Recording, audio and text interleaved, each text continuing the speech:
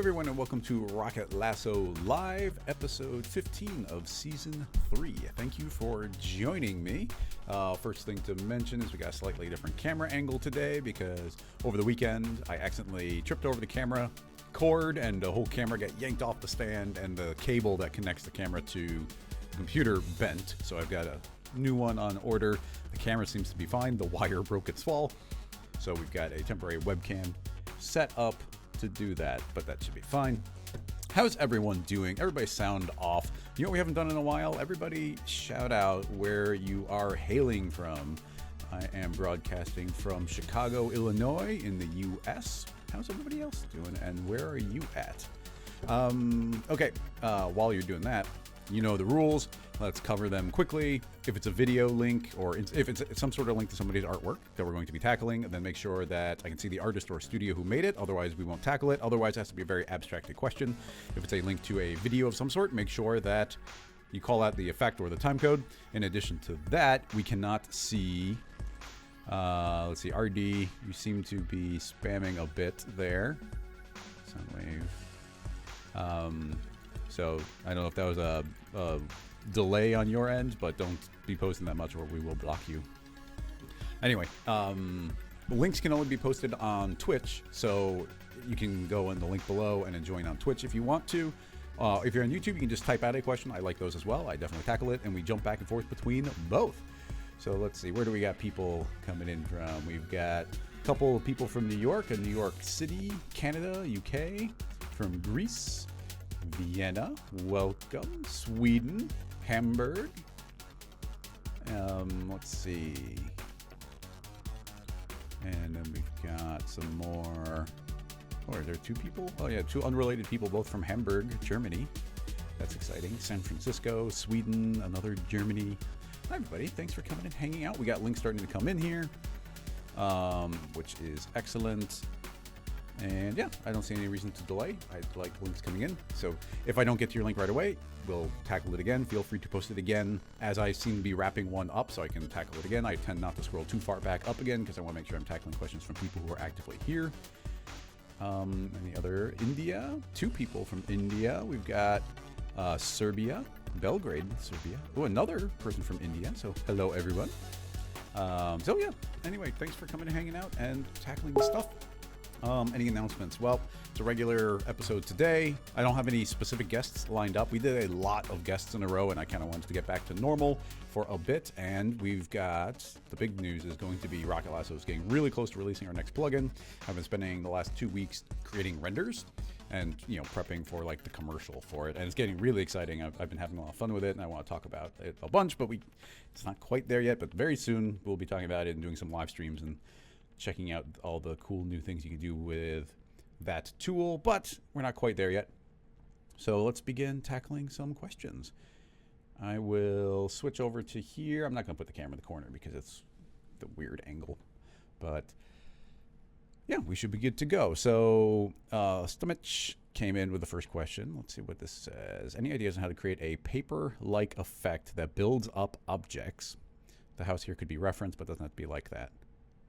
Okay, so if this question is anything like what we've seen in the past, it's always a very... Oh, I think we've literally had this thing as a question. But I'm not shy about trying to tackle something again.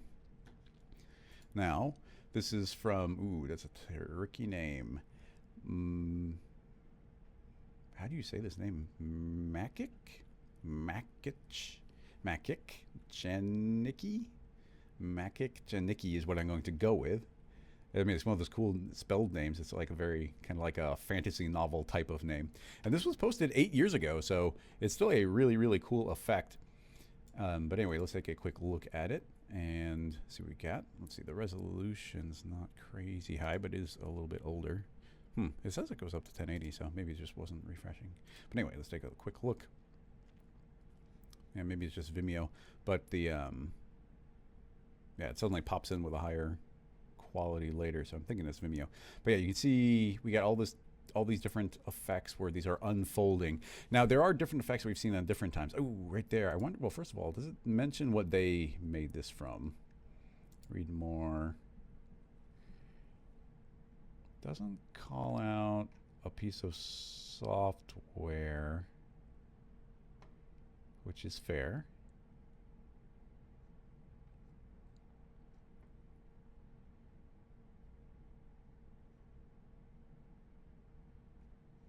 Yeah, I'm not sure what software, but there's a couple of little moments here where you can really feel something that kind of feels like it's inflating. It's still playing if it's not looping. Yeah, see that one right there? Do you see how there's almost like an inflation type effect? So that's where a lot of this comes from. When it comes to like the paper unfolding type of thing, there's essentially two main approaches. One is this, where it's a paper material, and then you let the geometry collapse however the geometry is going to collapse by just working from that existing model. The other would be actually unfolding, like actually doing paper folds. Now they do a couple paper folds in a very, you can see the roads. You can see that those are very specifically built to kind of do this double unwrap. So that was very manually made, but you can see they're only placing that occasionally. Meanwhile, you've got all these buildings that are collapsing. Now, I'm trying to think of let's see if, I'm just trying to think if there's kind of a cool new approach we could do it. Oh, Pro Tools is saying it was made in C4D, so that's cool. I mean, and the way that one building sort of had that inflation was making me think that this is Softbodies. They looked very much like the Softbodies we get out of cinema, so that was my assumption. What I'm trying to think if there's an extra clever way we can go about doing this, where we can get something that's akin to this effect, but something that feels like this. When we might even spend a minute and like texture things up a bit. I've got the Grayscale Gorilla material, so maybe there's some paper in there we could work from. Or finding a paper texture is pretty trivial. I'm just thinking.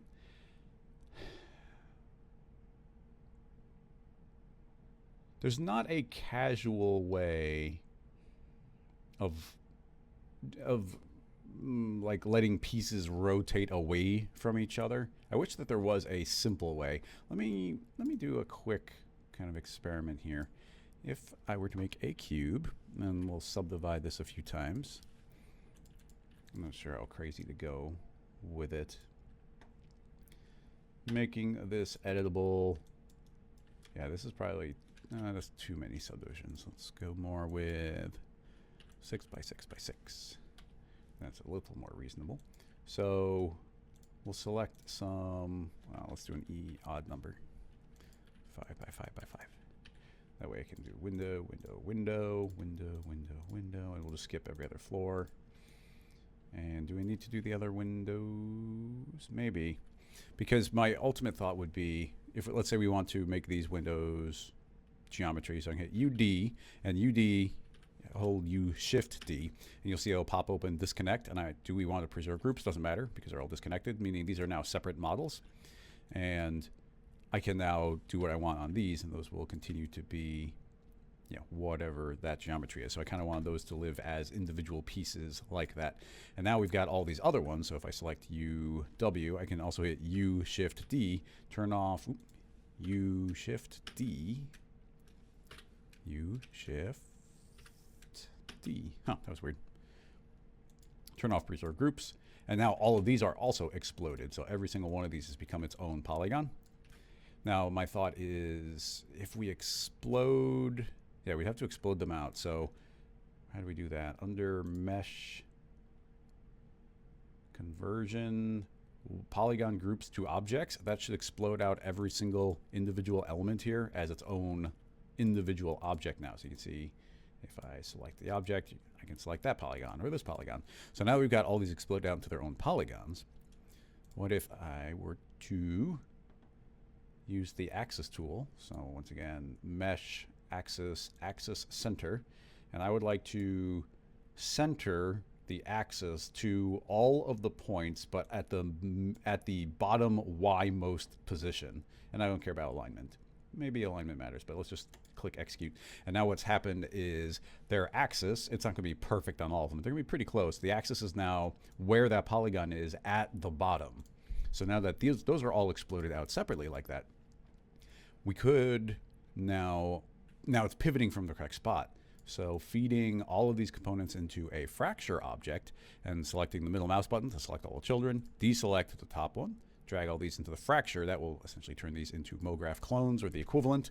So we can now affect these with an effector,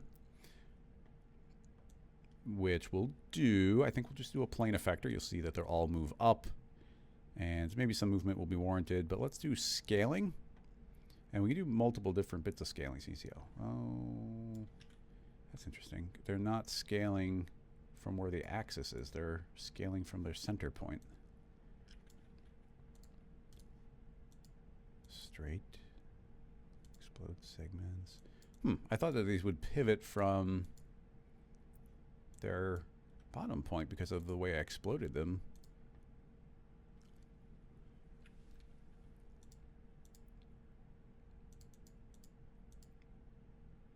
Yeah, I thought this took on the axis. Am I missing something? Otherwise, that's a bit disappointing. If the fracture seems to be automatically taking every object that's fed in and doing its own thing to it. With that being the case, I'm trying to think of, is there a way to cheat this? Because I just want to start treating these as a MoGraph object, because what I want to do is be able to have them all. What did I grab? Give me this one. So I want them to be able to like do things like this, but they're pivoting from the center. We don't get that at all. So how can we affect these via a plane effector? I guess that you can't treat you can't tell a effector to treat them as objects. I've never really done that, so let's give that a go. So creating a null, select all, select all, deselect, make these all a child. Now the plane effector can go inside and say, hey, I want to affect the object, and let's see if that works. Scale. Okay, yeah, look, now they're scaling. So maybe I've never gotten it set up to object mode. Maybe all the times I've put things in a fracture, I didn't have to do that. But in any case, my thought is if we scale this down, we can scale it down to, well, the axis is probably not aligned. So if I scale like that, yeah, you see they're going to scale differently. But maybe we can try and align it with the polygon. That's probably not going to work everywhere. It won't work on the windows, but I'm going to go back, select all.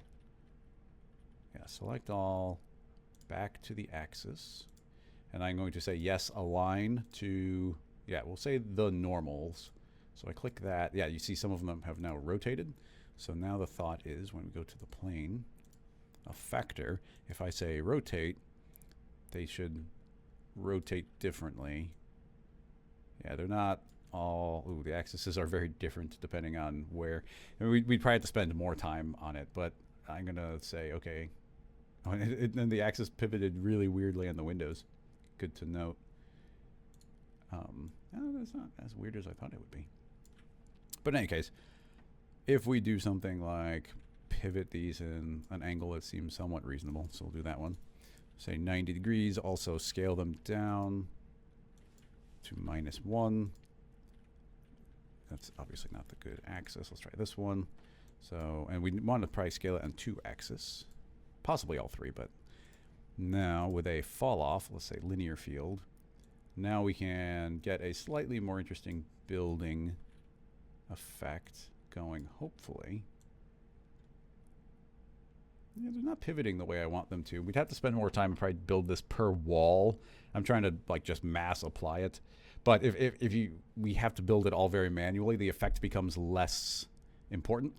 The main thing would be that you would make this a relatively tight fall off here.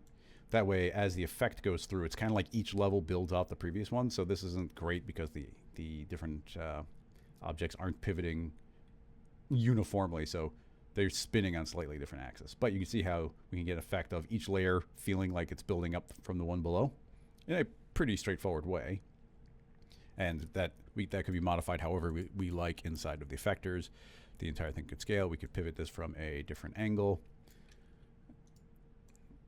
Like that. It's more like that's the one I want. But even, yeah, we'll say -180, which should be a full flip. So now, yeah, so now you see there's kind of an effect of them feeling like they're rotating up from the bottom. And you can see the idea in general. So that's one thought. So I'll give that a save for anyone who wants to play with that file on Patreon. 1A house. Let's build technique 1. All right, so that was just one idea. Now, if we were going more off of what I feel like was happening in the other one, if we want to take that one a little more literally, let's begin with another 5x5x5 and do a similar setup. We'll spend a little more time on it because I think, well, I'm curious of how some of these details could go. I for inner extrude, D for extrude, D for extrude again, or shrink, pull up, turn off axis tool, pull up, and those are need to get triangulated. ME for the polygon pen tool, which does really nice cuts. I like using the polygon pen tool to do these types of cuts rather than the knife tool because they don't accidentally miss the corner and get extra cuts. Like the knife tool is just, or the polygon pen tool is a little cleaner along those lines. And a couple windows. Now what I'm trying to do is keep all this geometry somewhat even. I'd like to select this loop.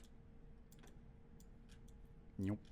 MF cut and, you know, some windows.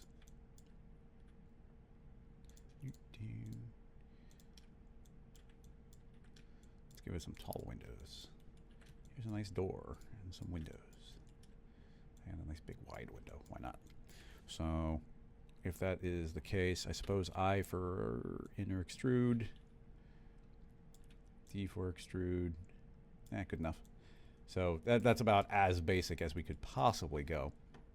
So let's get a little bit of shadow in here just so it pops from the ground. Now, I'll make a floor. Let's move the overall object up to be above the floor. I have to turn on environment to see the floor object. Okay. Now the basics would be just adding a softbody tag. I'm adding to the floor as well, but it automatically gets its proper parameters assigned. Now hitting play, this is going to collapse a little bit, but there's quite a bit of structure to it. So one of the, well, dropping shear and flexion are going to be the ones that are going to allow it to like really bend. But it is maintaining its structure better than I thought it would. But keep in mind it's very low poly, so that is not super surprising. Let's remove the damping. That's going to make it more wiggly and jiggly. Structure, we'll remove that. That's more wiggly. 1. Yeah, so now you can see that can very much collapse. Now, if I multiple things we could do. One would be we could animate the stiffness to go stiffer. Now, clearly that wouldn't have been done originally. I'm going to lower the structural as well, because then these can start bending and should really collapse then. So that video being posted 8 years ago, there's no way that they would have had the ability to do this, but we do now. So creating a couple of extra keyframes for ourselves. And I'm going to add a recall tag to this. Recall is a plugin that we make at Rocket Lasso. But if, in case I mess up the geometry, you know, sometimes you can mess up your mesh and then you can't get it back. I'll be able to get it back now. So there's recall. What I would like to do is add a vertex map. So point mode, set vertex weight, set it to 0. Cool. But now I want it to be based on fields. And I want it to be based on a fall off. We'll do a spherical. Why not? So spherical field, I would like you to be pretty large and have a decent amount of power. Yes, pretty much that. Okay, so here's the thought. If we give this like a bunch of stiffness up to something like 11, we feed in the vertex map, that should be multiplying that value. So essentially right now there is no stiffness. Also a good idea to save.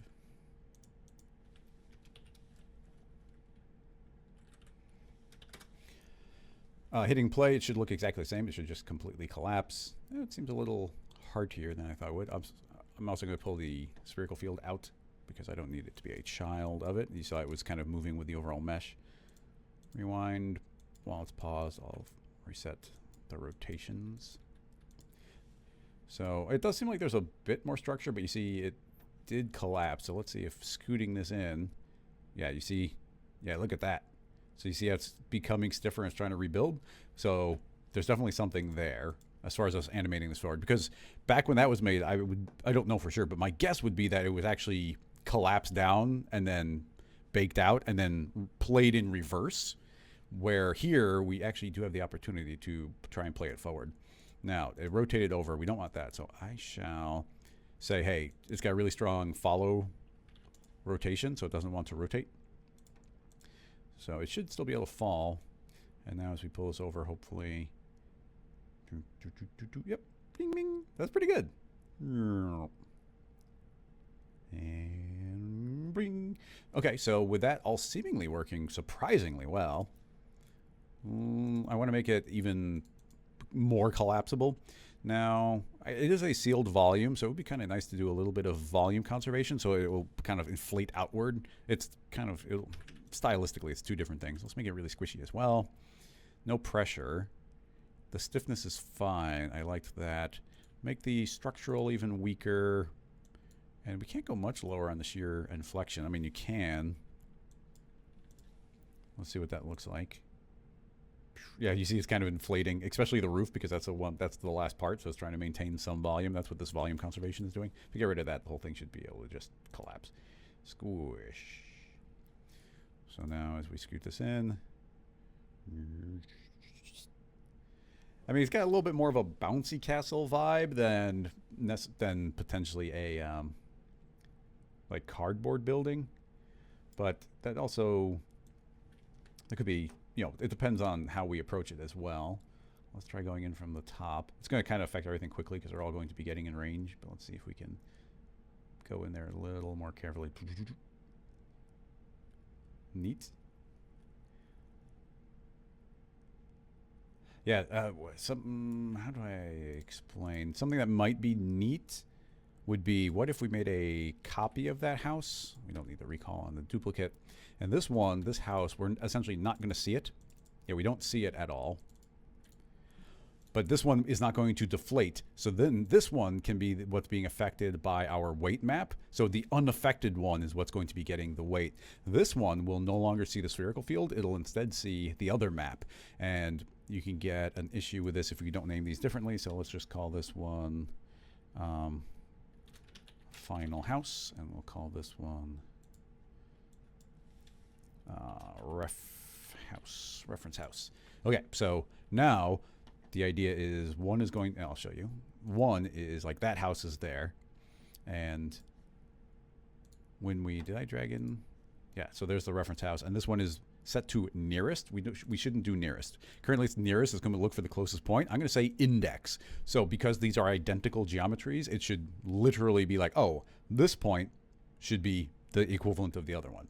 So as that one house collapses down, I'll pause it. Moving this down, we should see that our house here, that's going to get the effect. Meanwhile, that one's not getting it at all. So now we can see that final geometry and affect that. So let's see if it actually works. So moving this up, let that collapse down. And then we can go and start going through. And now you can see that before I even got there, the top roof of the house begins to rebuild. And it's just a better reconstruction, being able to just pass through it. Yeah, it does a reasonably good job of bouncing back to its position.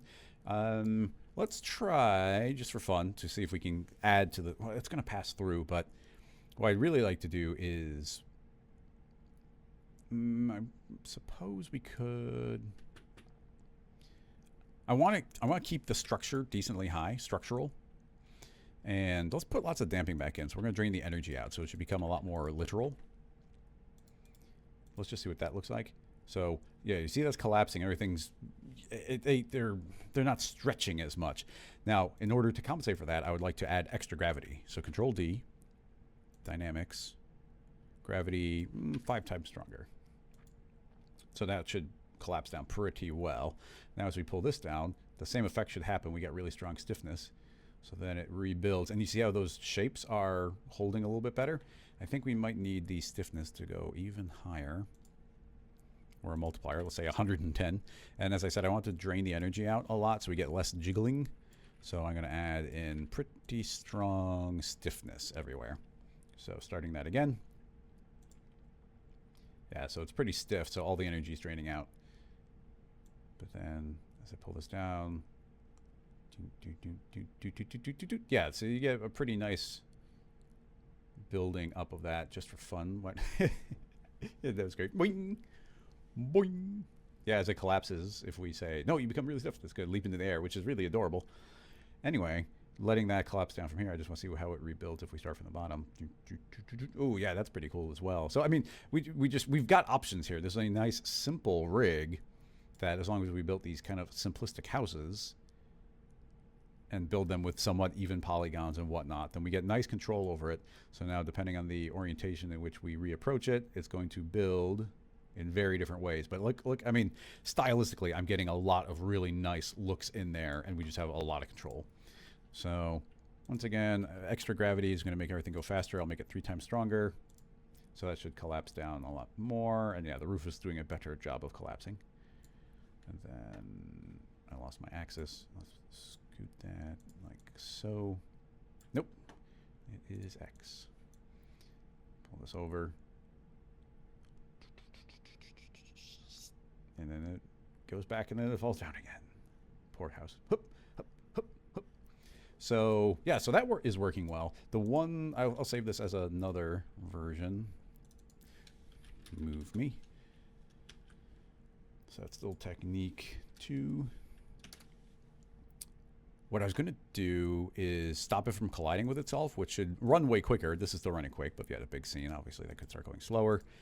But this should stop any explosions and just be an overall different effect. Turning off self-collisions, now it doesn't even collide with itself. So you see how that was able to just like collapse in. Now, as I said, these polygons will just pass through each other, but let's see what we get. Yeah, so that can still work really well. As far as like the way we want to have that build up, it's just a different effect.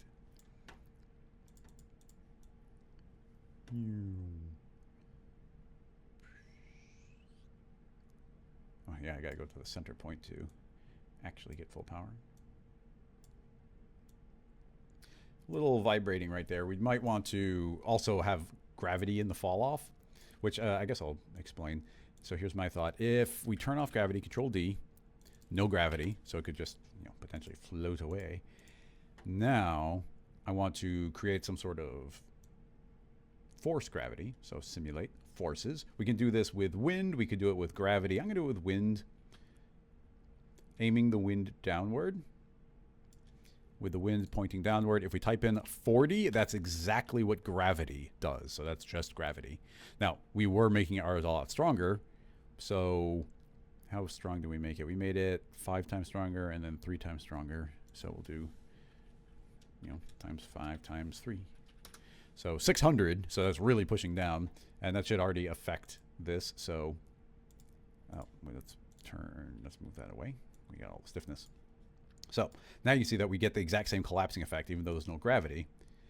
But then inside the wind, if we say, okay, fall off, put in that same spherical field, so now only wind is happening inside of here. But then we say, okay, but the result of that will invert. So it should be everything else isn't being affected. So hopefully as we push this effect through, those individual pieces are getting affected less by wind. So as I move this over, these don't have that wind pushing down because they're in the fall off. So you see we don't get all those crazy vibrations because it's not fighting gravity anymore. Nothing is pushing down on it. So we can get the collapse and the return perfectly smooth without it freaking out. I guess we want some friction. Oh yeah, with no gravity, it's just going to float away. So that's got no gravity. So see ya. And then it's going to drift out of my sphere, get gravity, and then fall to the ground. So yeah, we'd probably want to anchor it onto the ground. But overall, this is fairly robust. It's more robust than I thought it would be. And yeah, turning on the self collisions. Self collisions is, you can see, a stylistically different way of doing it. I'm trying to think of anything else I would do with it. I don't know what happens if you put, does pressure allow for volume? No, that you cannot. Volume is not about a weight map. I was wondering if that could be a thing. We got a lot of damping. I don't know for sure, but if we put the weighting of the damping way down, will it be jiggly on the rebuild? So that will still collapse, but then if we rebuild, yeah, not so much.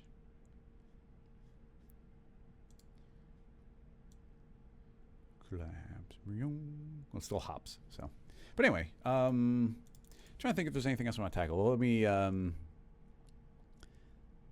let me double check the chat and see if anybody. Okay, yeah, everybody's just paying attention.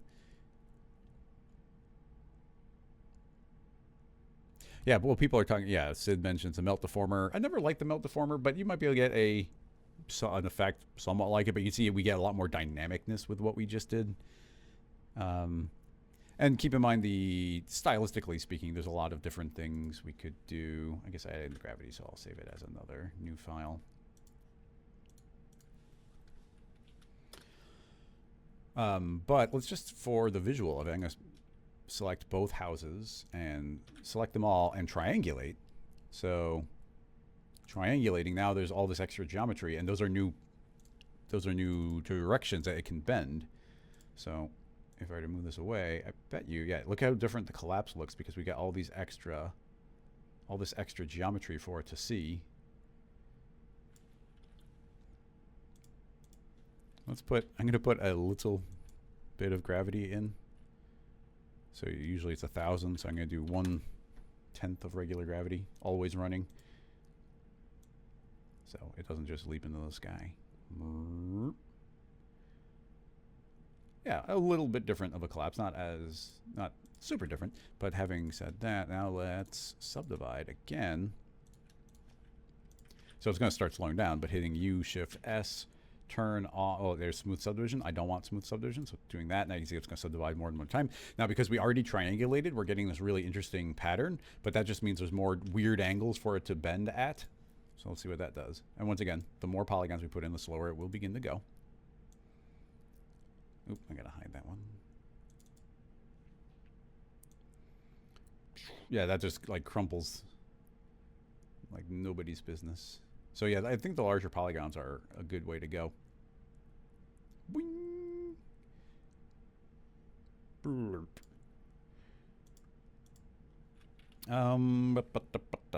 Anything else to kind of cover there? I think that mostly covered what I wanted to. I'd like to tackle more questions. Let's see. We got some more hellos from Panama, from Russia, from France, the UK.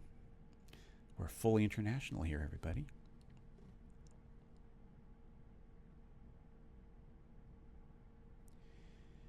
Sean, that's better to hit me up via an email or hit me on the Patreon channel for that. I can't really address that while the stream's going on, but I did see your message. Let's see. But yeah, I'm going to go see if any questions are here on YouTube. Let's see. Is there a way to retain the parametric nature of Booles and have beveled cuts with no volumes? A soft Boolean. Oh, let me read that again. Is there a way to retain the parametric nature of the Boolean and have beveled cuts, no volumes?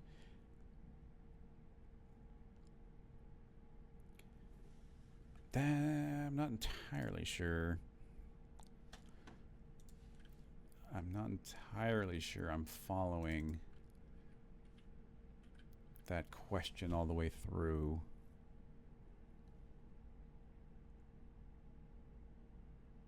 Beveled cuts. Like, how are you cutting? And I mean, you know, my instant answer would just be if you're doing Booles, we'll do the simplest possible one, being just 2 cubes.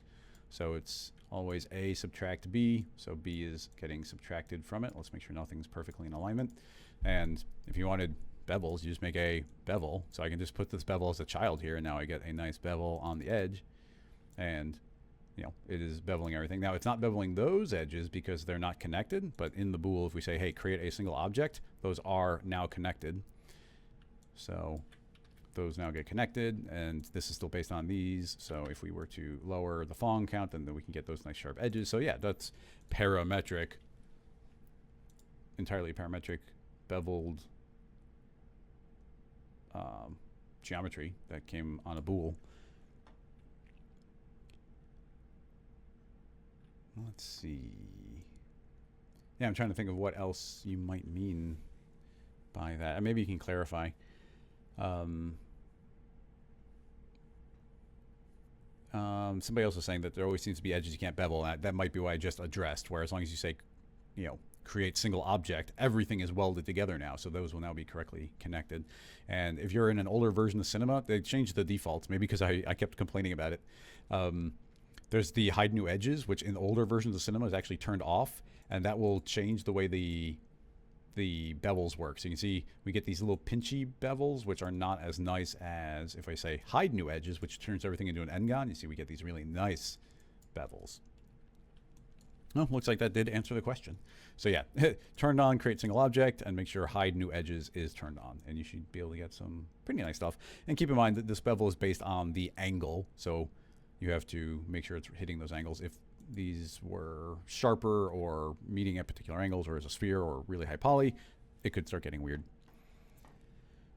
I am not inclined to tackle a Rubik's Cube. Essentially, there's just, if you go on YouTube, there's going to be somebody who has a Rubik's Cube tutorial. I do not, off the top of my head, have a good, you can use the inheritance effector and do certain things, but I just don't have the process in my head. So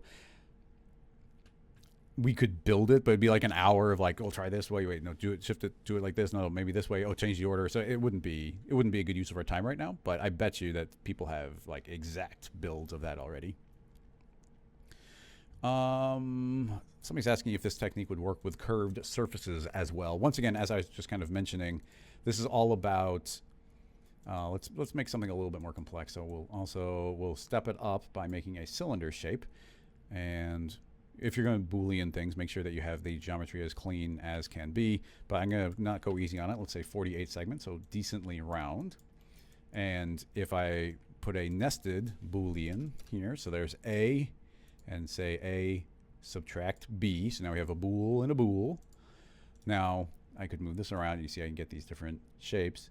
But it should still be creating, well, let's see, some of these bevels might be messed up, but there's a lot more geometry. It's based on the angle, and I want to Boolean the end result. I could make it the third child, and it does the exact same thing as if I put this into a null, hitting Alt-G, it puts it into a null, and it can just hang out there. And now you see it will do a Boole on everything, which is doing a pretty dang good job overall everywhere, but it's not doing such a great job here, and that's because these caps were creating all of this extra geometry, and the corners might still end up being weird, but in the best case scenario, the cylinder, and there's no setting to change it, but if we were to make this cylinder editable, what I'd really want to do is melt away these and turn them into n-gons.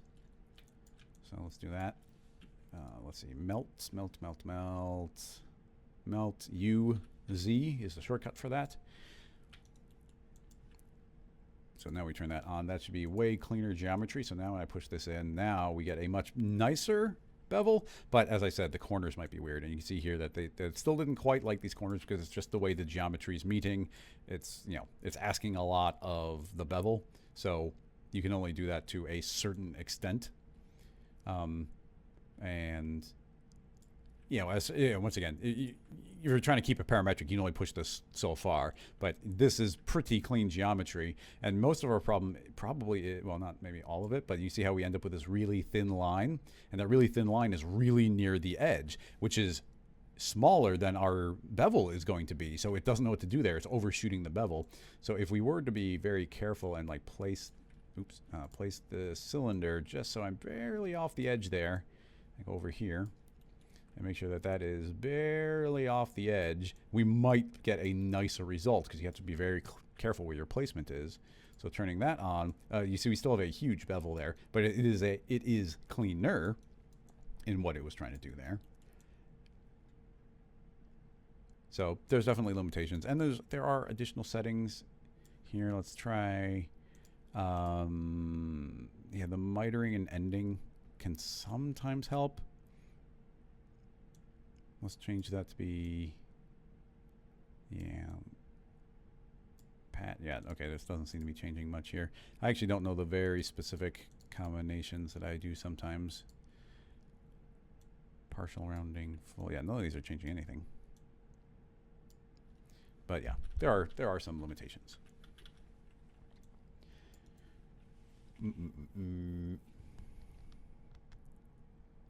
Let's see, there's more sort of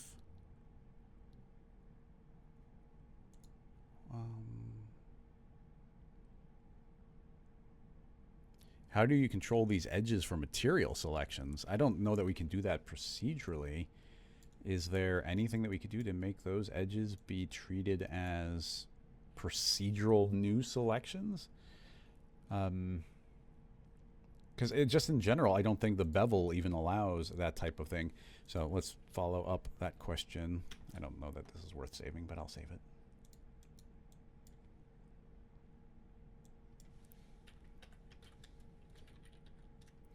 Booles and bevels.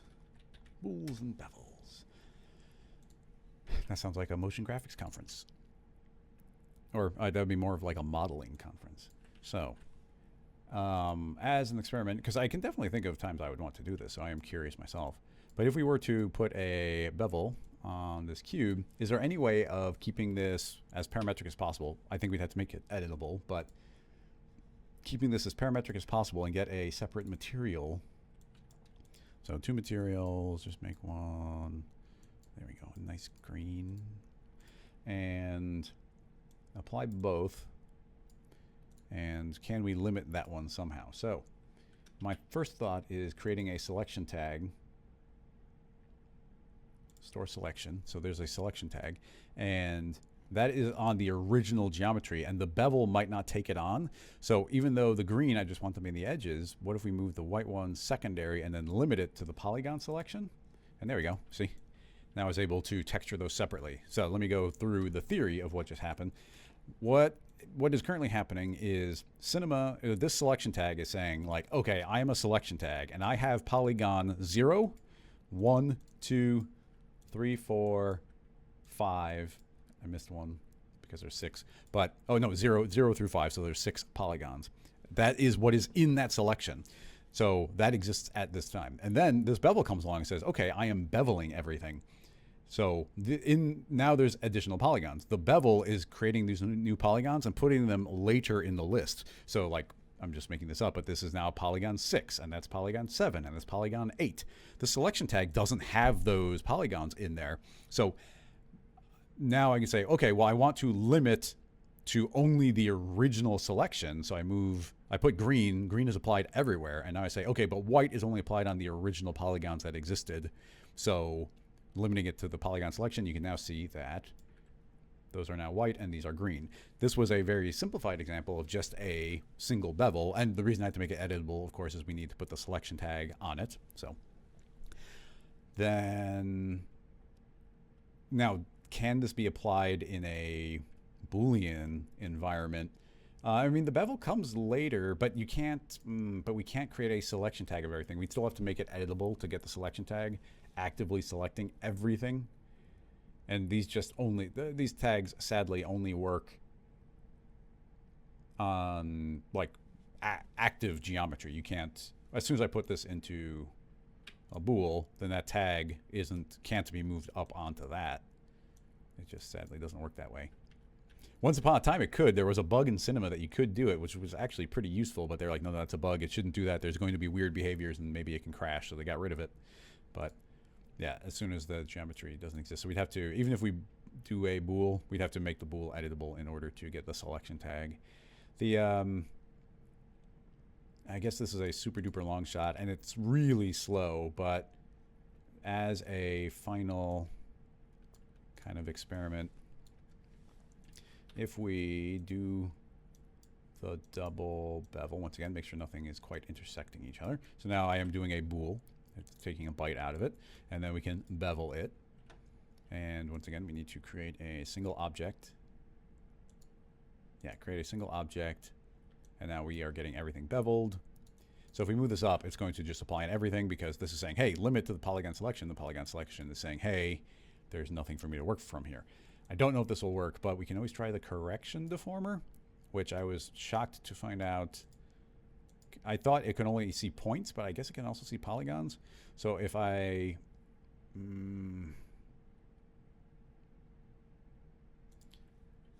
if we go to polygon mode, you see, I thought? Yeah, see, we go in polygon mode, and I can select all these polygons, but we have to turn, okay, yeah, we go before the bevel, select all these polygons, and can I create a selection tag? Store selections, and now there's a selection tag on the correction, which is seeing this active one, and then the bevel happens.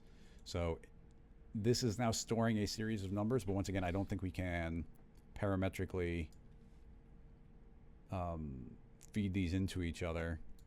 So if I were to move this tag up onto there and limit this to that, yeah, it doesn't follow through the last shot, which again, I don't think will work.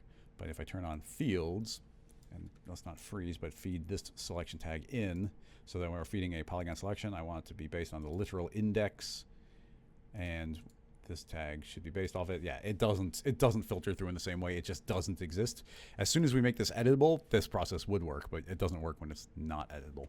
And sadly, there's no tricks to do anywhere like putting this into a connect object. This is not a circumstance in which a connect will solve any problems. Moving that up, you see it doesn't work. It's just not from a data structure point of view, it just doesn't make sense that it would be able to do anything. Sadly.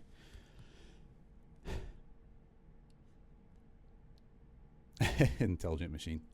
Somebody saying it would become tedious quickly. And somebody says they've been dealing with tedious since they started CG 20 years ago. It's true.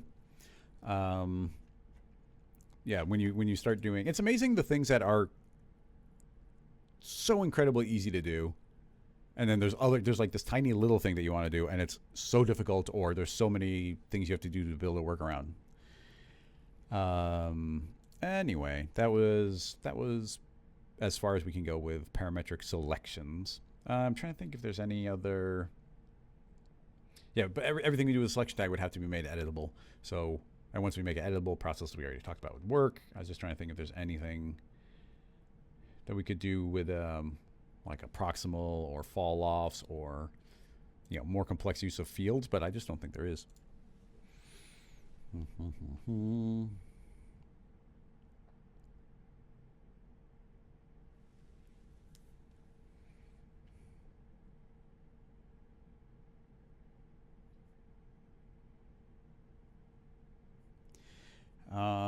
Is there a way to cut an object using the fracture object? I'm assuming you mean Voronoi fracture object, but cut in the shapes using closed splines.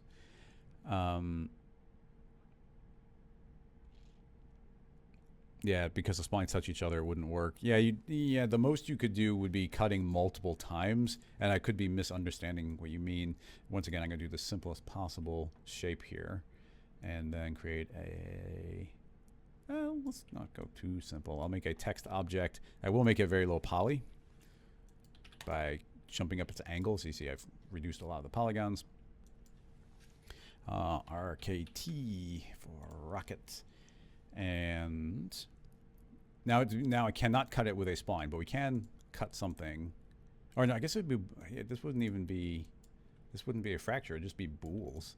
So yeah, the process you're talking about would presumably have to be Booles, where that is now a shape, and we could do multiple Boolean cuts, which could get ugly quickly, but then that could end up in a fracture object. Let's just see how far we can push it. So original box A, subtract B, and then we actually want the remainder as well. So that gets tricky too. I wasn't even thinking about that because we need both shapes. You have to do two different hierarchies. Dang. Yeah, because we want to return both, but they'd have to be separate. Yeah, that just doesn't work. Think. Yep, sorry, got nothing. Well, I mean, it would be an incredibly manual process, which I'm not going to do here, to do a Boolean cut and a Boolean cut, because what I was going to do is start nesting this a bunch of times where, you know, it gets cut a second time.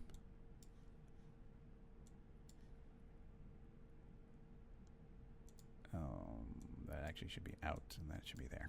Yeah, so I would cut and cut and cut and cut and keep all the other remainder parts and then put it into a fracture.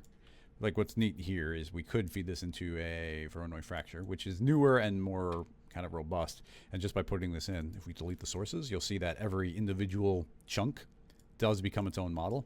And actually, I selected these and said create single object. Now you can see each chunk became its own piece, which is neat, but that's not what you're asking for. So yeah, I don't have a good answer for you as far as closed splines and getting some sort of cuts through it.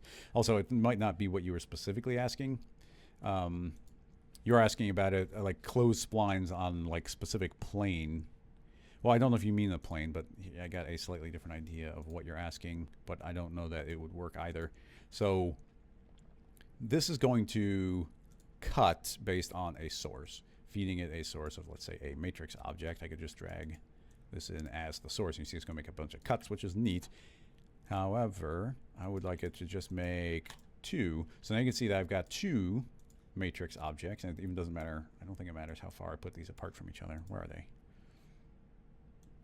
Yeah, if I pull these apart, you can see it's not really changing the way it's cut because it's the midway point between them that's actually doing the cut. So that is a cut. So you're saying if you were to cut a spline, but this is a closed spline. But what I'm thinking is like, well, this is sort of like having this rectangle right here, and you see it's doing that cut right where that rectangle would be.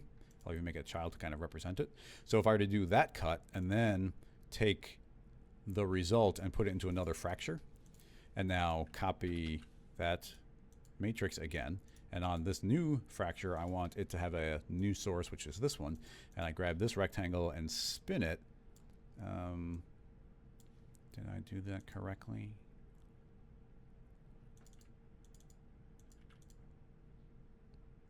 No, that's weird. I mean, yeah, I did do it correctly. But now you can see I've done another cut. So it's like one cut, a second cut, and then we could just keep on nesting it down. So this would now need a third cut, which I should name 3.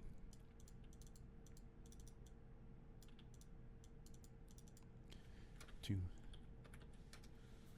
3. So now this way, every time I do a duplicate, I just move it up one matrix, and then we rotate that to some new angle. And it doesn't seem to refresh right away. Let's see. On off. Did I feed it in? Yeah, matrix 3.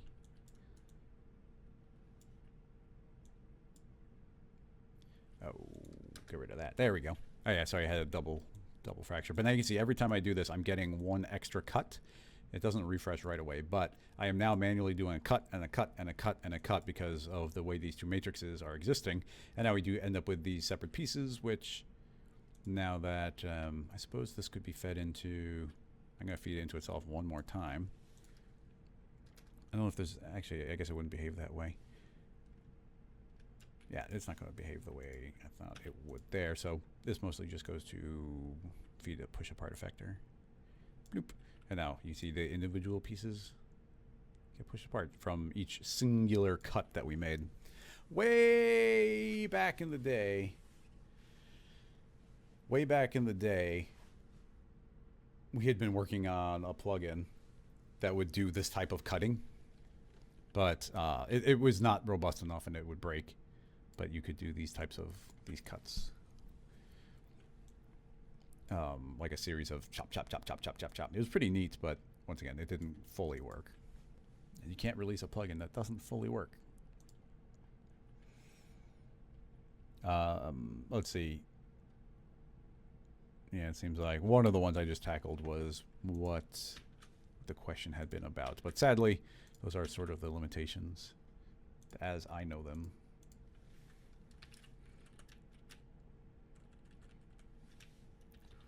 Voronoi fracture. Chop, chop, chop. All right, back to Twitch. Mick, how would you go about creating this linear fall off reveal effect?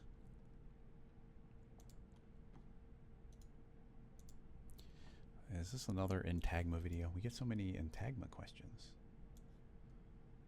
You can just tell, oh yeah, they started playing with Blender recently as well. So, yeah, so this is in Blender, so I guess it's fair game to try and take a look at it. You said creating this linear fall off reveal effect. Well, they've got a lot of particle stuff going on inside of it. The I wish I had like a really, really easy go-to for this, but I'll show you the somewhat brute forcey type method. Although this is not necessarily not what they were doing either, or this could be very similar to what they're doing, because that wasn't like an animated character or an animated hand or something. Let's see. Let's find something slightly more interesting. Let's go into the C4D objects. No, I always click on C4D objects, but it's actually just objects that we need. Let's see. I think, oh yeah, Maxon just released this new Kit Bash stuff. So they got some extra little widgets in there that just appeared in the content browser recently. So yeah, if you have the new version of Cinema, they will occasionally just be like, hey, here's some new stuff. The mug could work. We need to do it on something slightly different. I want something more complex, but not cartoonishly complex. Ah, the daisies. Let's try the daisies. We're going to lose all the textures and everything, but let's see what we... Oh, if there's any alphas... Are these textures or models? Oh, they're models. Okay. So, volume. It needs to be a volume. So, creating a volume builder, volume mesher. This is real world scale, so we got to go real small. I'm going to say 0.5. And, nope, probably more like 0.2. Yeah, so super thin. Now, it's going to still not like that too much. Everything's going to be missing because of the infinitely thin models, but if I say dilate, that's going to inflate them. By default, it's 5, so we need this to be real small, like 0.1. But now you see everything suddenly appears, so I can now see the physical geometry, a physical representation of all of these. And as far as them dissolving, this is just a volume, so we can feed in fields and other things to manipulate that geometry. So if we were to push this down even further, let's say 0.1, yeah, so now you see it starts getting incredibly detailed. If we look at the hand model, you know, this could be any level of detail. Oops, no, the intro is only right there. So you can see that, it's just kind of, it's a static hand. So now we've kind of got a very similar thing. We've got this geometry, and, you know, I pushed it pretty far as subdivisions, but now you can really see the detail in it, and, you know, it looks fine. A little bit of smoothing would go a long way here. But now as far as erasing it out, I think we can go something as simple. Let's do the simplest possible one, which is a linear field. Once again, we're in a real world scale, so I'm going to set this to 1, set it to Y, move it up to the halfway point. Inside of the volume builder, drag in the linear field. And now it's asking, what do we want that to do? Oh, first of all, the linear field, I'm going to say, hey, only do things to the objects below. So it's only observing things below it. And now I can say I want, maybe it's where they intersect. It might be subtract. I'm not sure. Okay, well, intersect is working fine. So now as I move this linear field, you can see that I will just be erasing out the flower. Of course, that can be at any angle. And just make something dissolve away, geometry-wise. Now, that would be a lot more interesting if there's a little bit of variation in it. So what I might do is, let's delete the linear field from that and create a, I've been doing this more and more lately, creating group fields. Group fields are pretty great because now I can feed that into the group field, and in the group field, it also needs to be fed in here. Always remember, making a child doesn't do anything. It just keeps you organized. And I would like a random field, and the random field, we don't need color. I would like it to overlay. We don't need direction. This random field, I mean, keep in mind, everything's very, very small because of our small scene size. So I'm going to set the noise down to 2 for a Perlin noise. And how do these interact with each other? It's overlaying. So inside of this builder, I can drag the group field. And once again, that's set to union. I'm going to say where they intersect.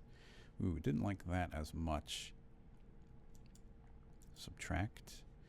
Also doesn't like that. Maybe it doesn't. Oh, I didn't say objects below. Oh, there we go. Okay, I forgot to set the objects below. Apparently that is a very important element.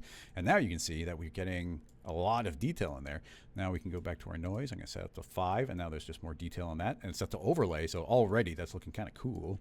So grabbing this linear field, if I move this through, you can see that's going to dissolve away, but now it's eating away like these little holes from it. So stylistically, we can do anything we want with that random field to change the way this looks. A larger one is going to make everything look a little bit smoother. So you can see it's a little chunkier now. Pull this down and through, everything erases out. But then in the random field, we could do things like stretch it out. So let's stretch this to be 10 times taller. And maybe I'll shrink it a bit so we can see it. So you can see there's they feel very vertical in the way that they're being sliced. But let's do the opposite. Let's do a series of horizontal cuts. So stretch it horizontally, leaving the Y be, and now, well, we even shrink that. 33% should be fine. And maybe it won't show up too well on the flowers. But yeah, you can see that. You see how we get this vibe of horizontal lines as this eats away? So stylistically, this is opening up a lot of, you can do whatever you want there. And that is not even to mention that we can animate that. So in order to see this accurately, I should probably keyframe. So we don't need it to be too long. We'll start it there. Coordinate, position, record, and end. Scoot it over. That's probably going to be, yeah, I'm going to need more frames. I'll scoot it all the way over. Keyframe. Make this be 400 frames. And I just need to select this keyframe. Scoot that all the way to the end. Near-ish at the end. 444. Okay, so now I can just scrub instead of dragging. But now that I can scrub inside the random field, this can be given animation speed. I don't want too fast, so we'll do 25%, which should be noticeable. I'm gonna go really fast on it. 111 is just over 100%, but I want enough that we can see it, which is going to be more than I'd want it in an animation in a real-time scenario. But what we should see is like certain parts can fade in and then fade back out again. Yeah, you're seeing them kind of blip in and blip out. Now, there's one thing I just noticed. I don't know how to fix it because I'm not sure exactly what's going on. But you see those inner bits of the flower are just suddenly like popping in and popping out, popping in. I'm not sure what's going on with those. But yeah, look at this really cool, like, it's almost like this very specific type of erasing effect. I'd want it to go kind of slow if we were to render out. I wonder if we could fix this geometry by just combining these all into one model. So I'll just throw those into a connect because we don't care about the materials. If those are all connected, not welded, and then move that back into the proper position. Then let's see if those still pop in and out. They very well might. Yeah, they do seem to still pop in and out. I'm not sure what's different about that geometry, but something's different about it. I'm not going to worry about it, but just keep that in mind that we got some issue with that. But yeah, this is pretty cool.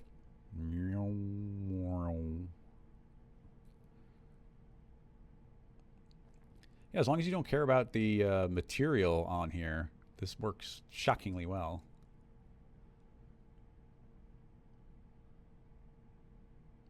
It would be great if the voxels could create textures. It would be incredibly low resolution, but it would be really cool if referencing the surface, like every voxel would be like, well, the voxel is created as closest to this pixel and it would be this color. So it'd be kind of cool to translate those over. But I think it would be like incredibly low resolution. It would be kind of like texturing things with Vertex Maps where they look very fuzzy. But it's neat. I like it.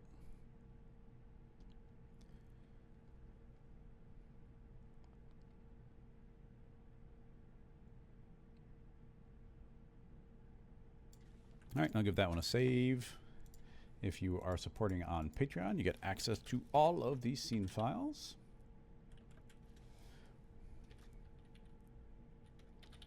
Volume,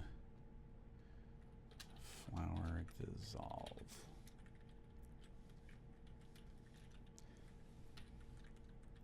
Wow, I was way off on that one. Save. We're just getting through the questions nicely today.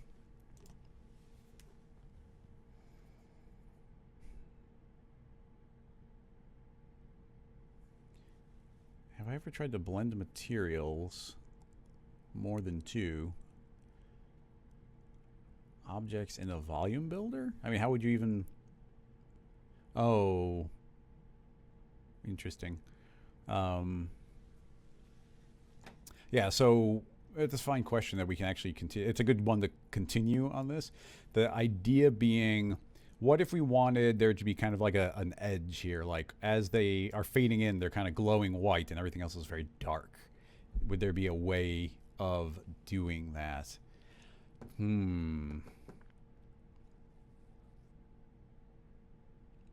I don't have a super great answer for that because you need, there's no volume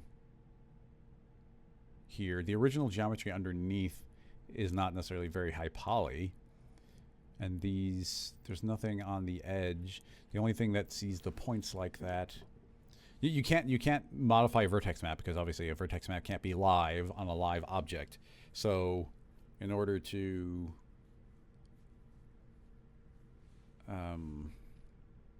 so we'd have to use a different method. Pretty much the only method I can think of would be a proximal, and a proximal could see a particular position in space. It wouldn't be very accurate. And does it even work? Would a proximal even work in this type of scenario? Okay, here's what I'm going to do as a very simple test. Make a plane. This is going to be the simplest test ever. So make a plane.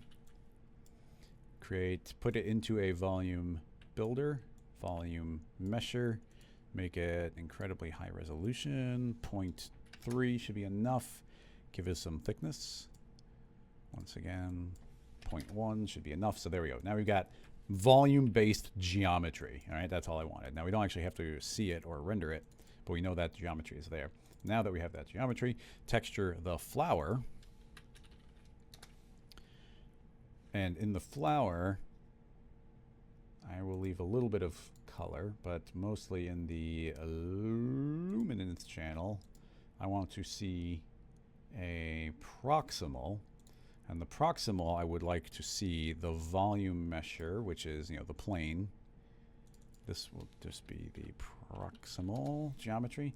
And I want this to use the vertices. And I just don't know if you can see the vertices of a parametric object like this. So also it's going to be huge, so I'm going to set the distance to 0.5 radius, and if it's working, when I hit render, we should see a white stripe on there. There's a white dot, not a white stripe, and that's because this is centered there. When it can't see geometry, it creates a single point right where the axis is, so if I render now, we're not going to see it. Having said that, it can't see the proximal geometry directly, which is not surprising. We also turn on polygon and polygon. Oh yeah, turn on the edges, but it's going to continue to not see it. And seeing that one white dot showed me that the radius I have is correct. Now, I don't think this is a variable, but putting that into a connect object, we could try that geometry, which I don't think will work either. But what probably will work, but is going to really slow you down, is the correction deformer, which we were talking about a little bit earlier. So if I put that inside, it's not too high poly right now, so it should be fine. But this is considered a point object, and it's constantly refreshing based on whatever its parent is. So inside of here, if I feed in the correction deformer, there's a good chance it will see those points. I hit render, and there you go. Now you see that there is a stripe there. So it is successfully seeing parametric parametric volume builder geometry to give us a fall off. So let's change this from linear, let's change that to smooth, and blend mode add, I'm going to say lighten. That way we still get our nice smooth gradient on it.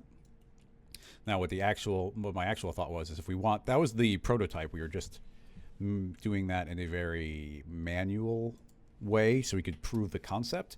Now what we have to do, unfortunately, is I'm going to duplicate this entire flower hierarchy, and then this will just be, I'm going to call it flower bite. Now, if we wanted to save on geometry, we could delete this connect and drag the other connect in here. So now it's just referencing from the other one. So it would continue to work. Although, I think I've done that before. It is now showing us the flowers. If we remote in, yeah, this is, I ran into that recently. Yeah, this ends up happening where you end up seeing the geometry of the voxels when you remote into something. Just to keep it simple, I'm going to make a duplicate of it. I don't want to make a duplicate of it, but in order to avoid... Oh, wait, is it still going to do it? Dang it. Yeah, it's still going to do it. I ran into this recently, and I'm trying to think of what causes it. So as soon as I copy and paste that, everything seems fine. But I wonder if it's going to break when I drag the timeline. No, it's fine. So we'll see what happens. Okay, so this is seeing this group field and that random field. I probably need to make a duplicate of this. We could have structured it differently, but I will copy and paste that field. And we've got this now duplicate of it. So this is the same linear field. In fact, I can reference that original linear field, which is good. Actually, you know, it's a new group field, so I can reference those same two objects. We just need to reference them like this. So I'm going to drag in the random field as well, which had been set to overlay. So essentially, I've just rebuilt that one. But we've got one that we can reference and make modifications to. The modification I want to make is on this linear field is currently fading out as it goes. I'm going to say, actually, I don't want you to fade out. I want you to get remapped by fading up and then down, possibly the opposite. I'm not sure which. So I do that. So now inside of this volume builder, I don't want this group field. I want group field 2. So that goes away. We have to set to subtract. Let's remember that. So we feed that in, we set that to subtract, and we set it to only see the objects below. Okay. Now, yeah, okay, that makes sense, I think, as long as we are seeing the linear field. Yeah. So that seems to go up. So now you can see I've got a bit of different geometry. So now we need to limit that a lot more because it's a relatively large linear field. So what I'm going to do is start pushing this to the right. And as I push it to the right, it's going to begin getting a lot closer to our other geometry. In order to display this, I will set a slightly different material on there. So you see we got our dark geometry and then our lighter geometry. Although they're starting to intersect there. I don't think that should be happening. This is the linear field. I guess it might be on the other side. Maybe it does need to get mirrored. I'm going to select all the points. Say flip vertically. We'll make it upside down. What I'm trying to do is get a cross section of it where it fades in and fades out. It is not cooperating.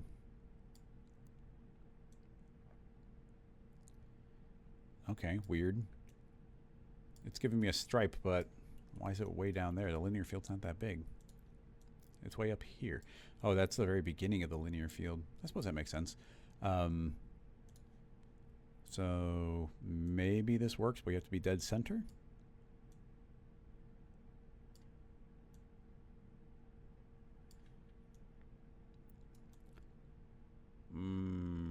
Yeah, I guess that kind of makes sense. The noise overlay is on this way heavier contrasted linear field. So that is fundamentally changing what we see. Yeah. I guess I'd have to, oh, it gets significantly more complex. But do you see what I've, well, you know, it's not working, but if you see what I'm doing here, where I'm creating a stripe in the center, because I'm doing this thin sliver of the geometry of like where that flower is. So there's kind of like this one stripe. Now it's trying to do this random overlay, but because I did this really heavy contrast, it's not overlaying in the same way.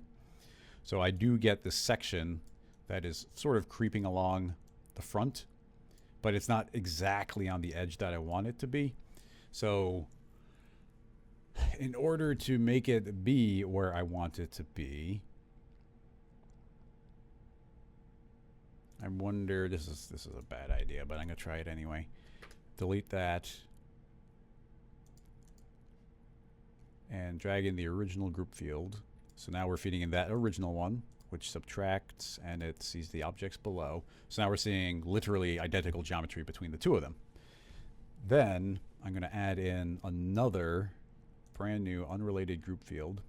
And this group field will be fed the linear as well. So linear's back in again. And now we'll just remap this one. And keeping it simple-ish. Create. We already know we want it to be this way.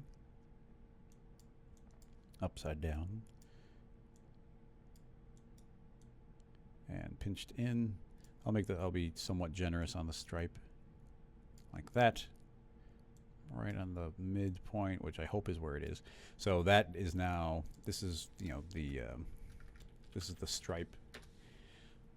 So inside of the volume builder, I'm going to say, okay, now check out my new one, and I want this to, I don't know if it's subtract. I think it might be intersect. I want to intersect and only see the objects below. And it seems to kind of be the opposite, so maybe this needs to be flipped. I'm not sure. Hey. That seems to sort of kind of have worked. So, well, no, not really. It's a really harsh. Maybe the stripe just comes after the fact. Maybe I was overthinking that. What do I want to do? Shape, copy the shape, because that goes away. Copy and paste the group field. Yeah, this is what I should have done. It just comes after the fact. So I make the curve and paste it, and that should remap all of that. So this is now the group field. Subtract objects below, and now I remap. Oh, maybe not, because it's still existing up there. You see it's doing a better job of kind of being on the edge there, but it's creating all this extra geometry up here, which honestly maybe isn't that big of a deal if it does work, because if I hide that, all we care about is where those are intersecting on the edge, and it doesn't exist up in a higher spot, so it's not as clean as I'd want it to be. But this geometry now only exists on the edge in theory. I don't know for sure. So if we were to transfer our correction, which is going to be really slow because there's so many points. Also, proximals are not necessarily terribly happy with a lot of points. Okay, might have gone a little far there because it's thinking. So let's just let that chug for a second. I could probably drop the poly count on that one, but I needed to react before I could do anything, and there's nothing I can do until it refreshes once. Let's see.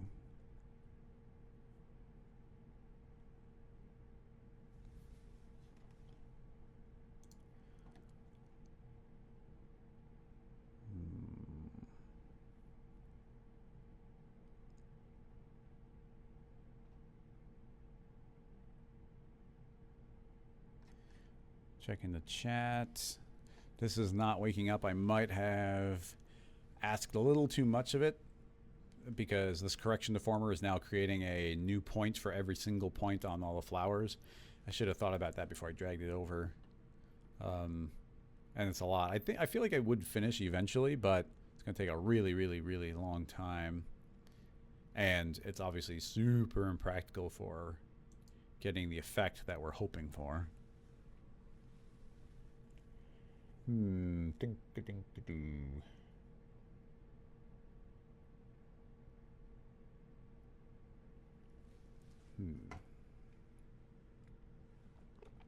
feel like we could drop it to, because we don't need the proximal one to be too detailed. I think we could drop it to a relatively low proxy, a lower poly thing to still be referenced.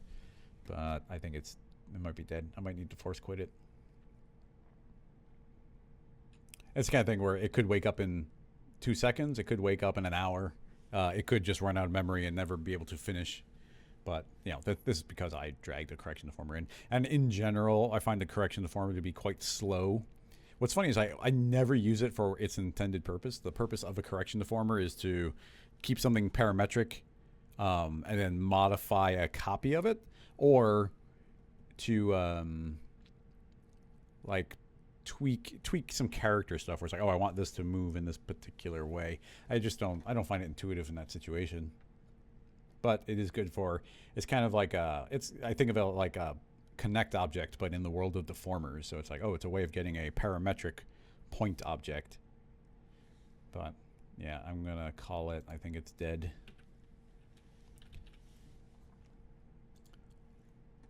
And that's in no way a bug. I just asked too much of it. 3, 2, 1, dead. Come on back.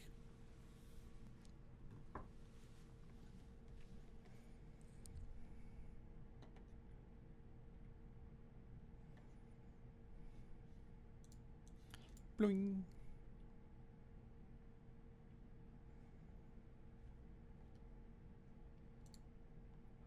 Let's see. Do we have any other links? I mean, that one kind of ended abruptly, so I know people. I'm not going to try and rebuild that one. I didn't save. I'll check, but I didn't save that one again. I don't think. Oh yeah, I lost the entire flower. It wouldn't be terribly hard to fix, but I guess I'll spend a minute. Everybody, while you're getting the questions, I'll see how fast I can get there, because it was, at the end of the day, the changes I was making was pretty straightforward. So it's a duplicate of this, and then the curve, and to get the stripe, we move that over. Move this over. Did we flip it? I can't now remember if we flipped it.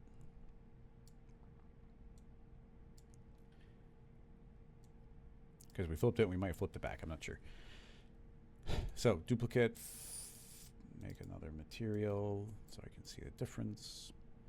Volume builder, not that group field, but this group field. I might be able to drag it to replace. Subtract, objects below. Yeah, now we see those, which, I don't know. I'm not sure if it is the opposite or the midpoint. I guess along those lines I could just do, because that one's, these curves are not quite cooperating, but we could potentially just do the opposite. If I say invert, it should be, yeah, this is like the perfect opposite of it. So not the perfect opposite, you see that it's leaving some gaps, but we got stuff on the edge. Depends on where the fall off is and our proximal. So having done that in the volume builder, we could say, okay, let's make it a way chunkier. So that's way chunky.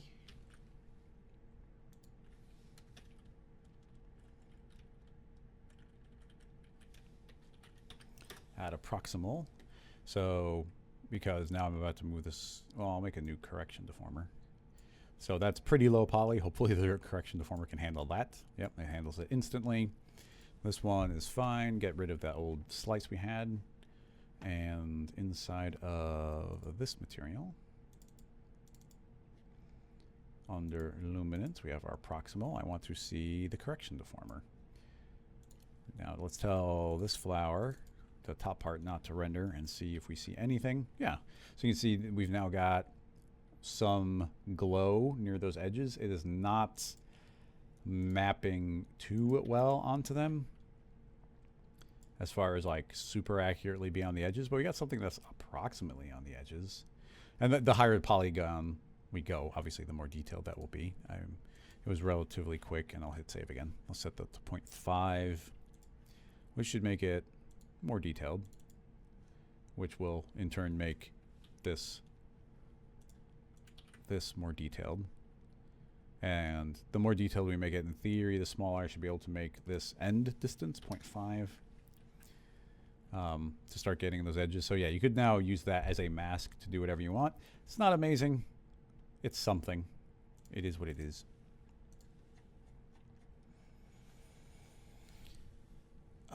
Let's see. If we have multiple objects in a volume builder mesher, how can we have their textures on the volume object? You can't. That's what we've kind of been talking about this whole time, is that there is no way of transferring the materials onto the volume builder. They are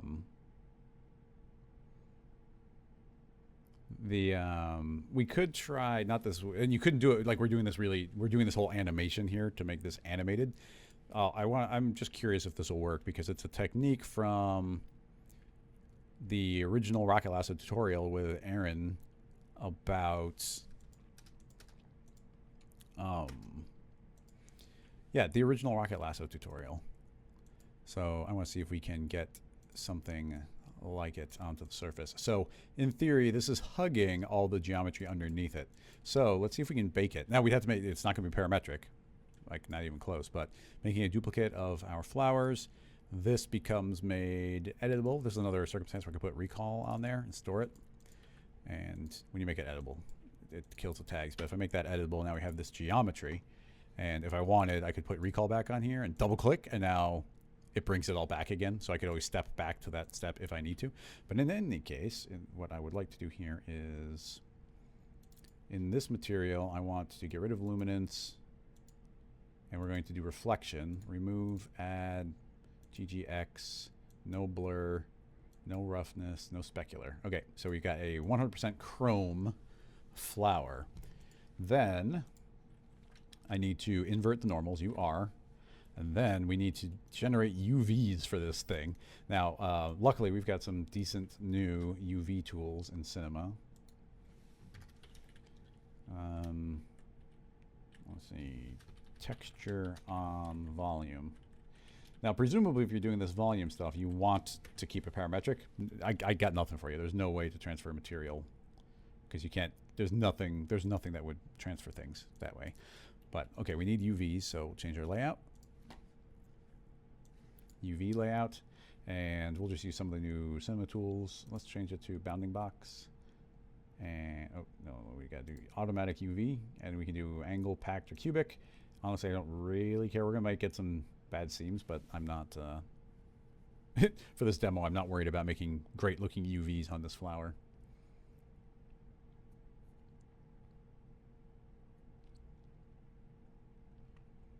Well, that exponentially slowed down. If it doesn't speed back up again, I'll escape out of it.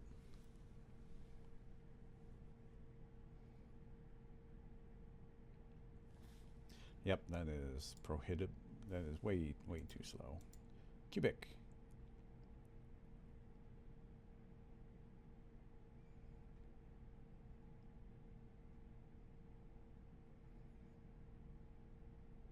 If it takes too long, I'll bring the other one back again and make it lower polygon just to do the example. Yeah, it's just taking too long for a live stream. So, hey, look, we got a good use for recall, though. I'm going to rescue that material, double click, bring our volume back, which is why I put the recall on there, is just in case. 0.5, 0.2, I mean, even that's significantly fewer. Actually, there's a couple things we can do here. Once again, I want to keep the recall tag in case we need to go back again. But now you can see I've got a higher poly count, or there's fewer polygons. But in addition to that, we can use the other new thing added is the remesh.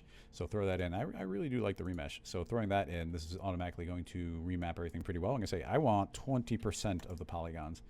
And now you can see that it's done a pretty dang good job of reducing the poly count. So that can now be made editable.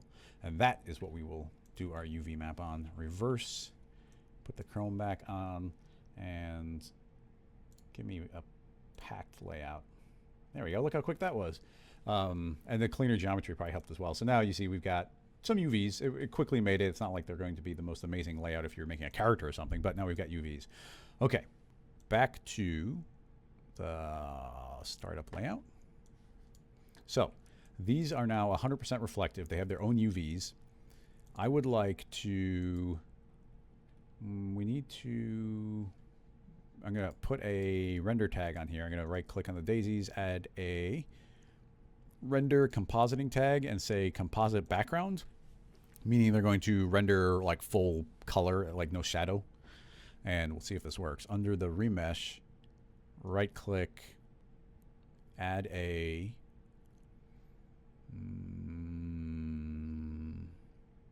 render, no, I don't know where this tag lives. I haven't used it since they moved things around. Is it another? No. Modeling? No. Material tags. There we go. Bake material. So I'd like to bake a material. So we need to save it somewhere. I don't care too much. I'm going to make a JPEG file name. Save this out to our current folder, scene files, texture. So there's a texture folder. And we'll save it as flower. What resolution? We'll leave it really low for right now. Continue V's, automatic size, that's all fine. And yeah, pixel border, super sampling. We probably want, well, we might want some of that, but let's leave it all simple. Now, what is it going to bake? Well, I would like to bake the reflection and polygon selection. I think everything else is fine. So let's try hitting preview. And yeah, look, if I hit preview, we see something. We definitely see something. So let's crank up our resolution. We'll just type in about 1,000 and then click bake. And now it's baked out something. And that's because I inverted the normal. So they're looking inward. And with them looking inward, they should be seeing whatever's inside of them. But what's inside them is the original flower. So with this texture map made, if we make a new material under color, go into scene files, texture, and open up the flower reflection and apply that on top of the UVs already made for this flower, hide the original daisy.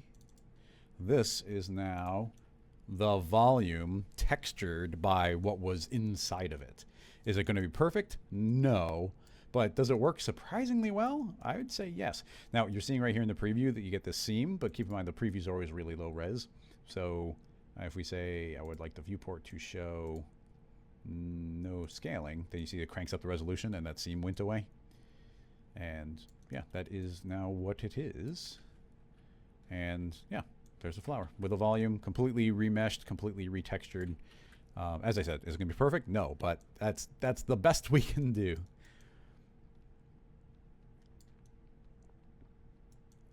And yeah, we get to use a bunch of the new cinema tools on that as well. So texture on volume, pretty cool. Bloop. Bloop. I'll save the end result of that. Let's see.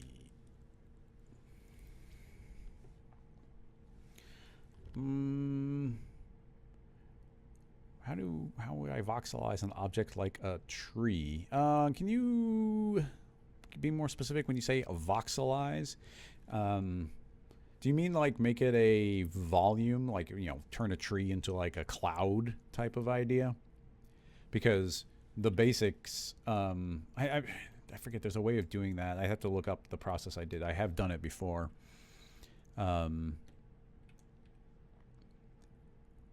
have to look it up again, but essentially it would be the process I just did here, which, you know, once again, we'll just do it very, very, very quickly. We're getting a lot of use out of these daisies. Oftentimes a tree is going to have it's going to have flat polygons that aren't volumes, infinitely thin. And the volumes don't see those, just like these flower petals are infinitely thin. They're just textured nicely. So the way you get around that when you're building a volume is just put it into the builder, put it into the mesher. We need it to be pretty small, so once again, 0.2. And now we get all this extra detail. We even need to go smaller than that. But all those infinitely thin petals, we can see them if we put a dilate on there, which essentially, it says dilate and erode, which is a fine name, but really I think of this as inflate and deflate. So we're going to inflate it, and it's inflating a lot, but if I say 0.1, it's just inflating it a little bit. So even those infinitely thin polygons now get volume. So now we actually do see those. And if this was a tree, I mean, that's the mesh. We can turn that off, and now we just have this volume. And now this could be exported as a volume. Even here, if we make a volume builder editable, then you end up with a volume builder object, which is a VDB, which just got stored somewhere. So this is now a VDB, and a VDB could probably be brought in, and that says file path. I wonder if we could render it. These are just not things I typically do. So with Redshift, oh man, this is gonna be tricky, but with Redshift we can use we might need well, let's make a volume, and then I'm gonna try pasting in the path, which is what it said it was. Like it said there's a path. But that might not be fair. We might need to save it somewhere. Let's save it into here.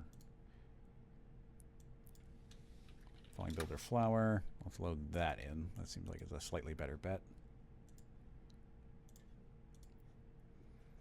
Okay, yeah, so something's sort of represented. Now we need, oh man, I don't do this very often. We need a volume material to drop on the volume. And how do we get that to render? Do we need to do other fancy things in Redshift? Let's go and set this to Redshift. And we'll set it to basic mode, should be fine. I don't think we have to turn on too many things. And with the volume material, I suppose we can just turn on our Redshift render view. Hit go. It's going to need some sort of illumination. Just for the speed, I will make a dome light and add in an HDR. So I will use a HDR link from Grayscale Gorilla. Feed that in. I would like to render extra quick, so I'm going to tell that to be preview. And of course, me and my brother Danny are the ones who designed this.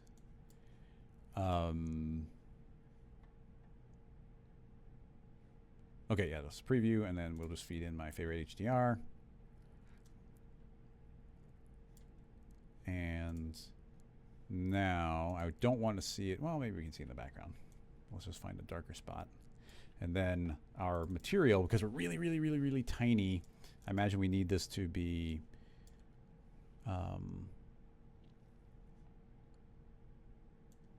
yeah, hopefully the HDR sees it, but somebody's saying we need light to contribute. So just in case, I will make an area light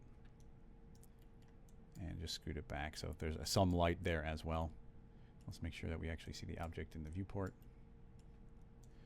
Okay, so there should be eventually something, but it's so small and so thin that I imagine that we can't really see much of it, but I just don't know what value, which is the important value here. It's really hard to do this on one monitor.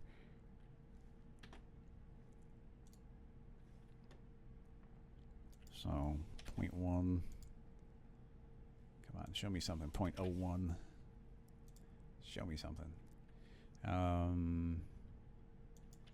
Scatter coefficient could be 1.01. Show me something. Yeah, see, but I don't even know if I'm doing this right. I do kind of want to, okay, scale up my volume. Probably in object mode. Make it bigger.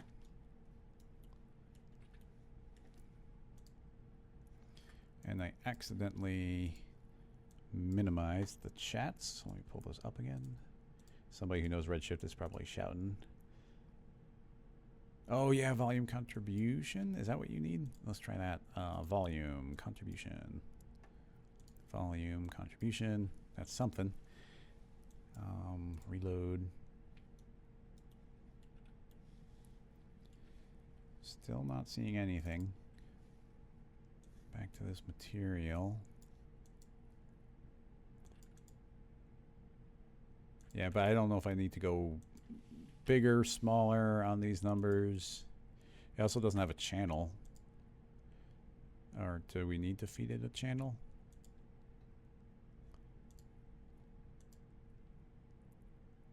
Just a volume builder. Oh, there we go. Ha! Ha! Okay. Just by guessing, I finally got something in there. So now, yeah, now I've converted that flower to a volume. 0.1. Yeah, that makes it a little thinner. And then, yeah, all these just become the settings to change the way it looks. And I would just be clicking around doing these randomly because I don't know what is what. Yeah, that seems to make it thicker. But yeah, there we go. Now we have a volume cloud of flower. Not terribly difficult either. I mean, there's some very specific settings we needed to set in Redshift to see it, but the actual creation of the VDB, trivial. So that part's neat. Noise. I'll delete that. And edit, remove unused materials. And I'll save this because we made a nice little volume flower. Yep. Yep. That was a weird one, but I like it.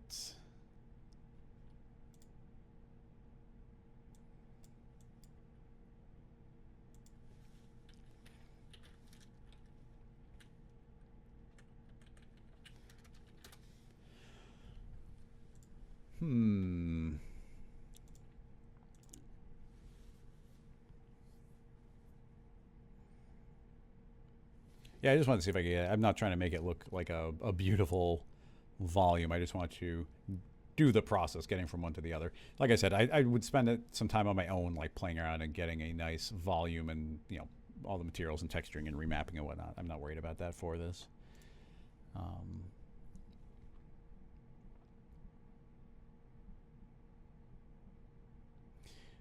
Pierce asking if he has a character running and he wants to be the character you get chopped in half by a sword. How would I do that? I don't have a good answer to that. I mean, you'd need 2 models and to break them apart. Potentially, wonder if we have an asset. I'm assuming you've got like a big volumed character. Let's see, where do we find characters? I think example scenes, disciplines, character animation. That's pretty much what I was looking for. So let's grab the raccoon. Yeah, the character rig is really cool in advance, but like it's so heavy. Like look, like on my computer here, we're getting less than 30 frames a second with just the character in the scene. So, and it does end up being a little bit challenging. Now, I don't know this for sure, but kind of what I'm thinking, maybe you could do it with, you'd still have to cut the character. So wherever you want the character to be chopped, you'd have to pre-chop it. You can't just chop a character. I mean, not anything in cinema that would let you do that. And I don't know how this rig is built. Let's show all. Those are locked or unlocked. Make everything visible. Unlock all. There we go. So now they're all unlocked. So if I were to do this with I'm just going to delete the vest.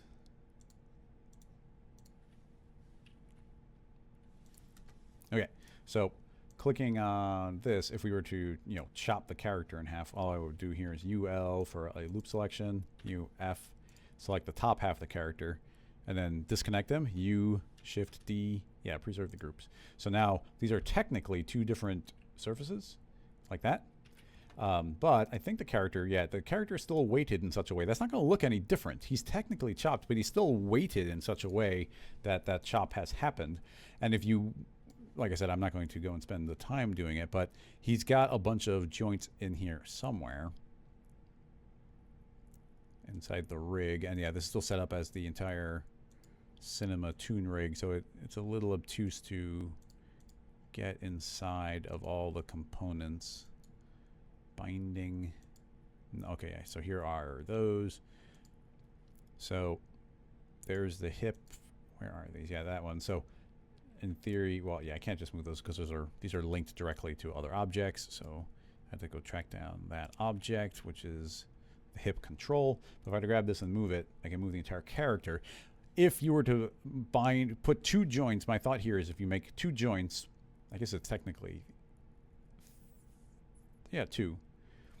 Like if he's got one going from the pelvis up here and then another one going up, what I do is put a 3rd one in between, and the 3rd one is just ignored. You just kind of, it's in the rig. But then eventually you could take this secondary one, everything's bound to that, and then you could just move that secondary one off to the side.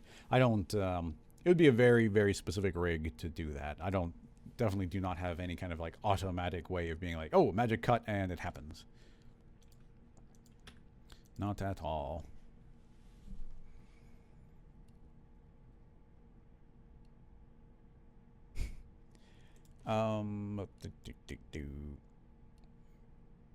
Reaction diffusion. That's one I've played with it. I haven't played with it in a while. Pretty much the only good way of doing it is through a Vertex map, and it's a very specific formula.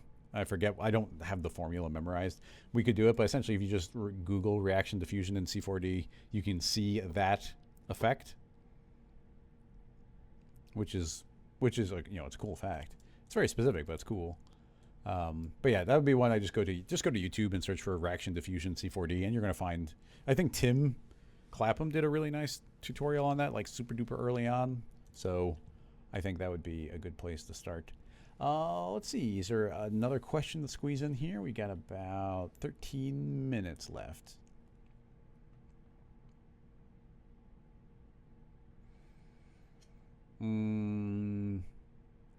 Demi-art, yeah, I don't, without a link there, I'm not going to go track it down. I don't know the 3D Max splash screen.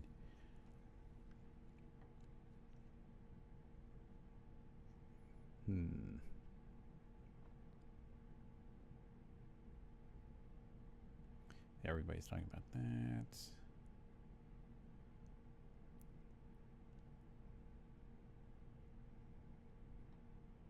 The crossfader question from a little bit earlier, I don't have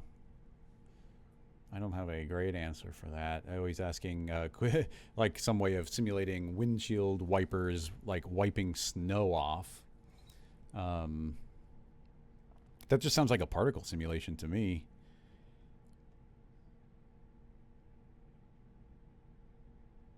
The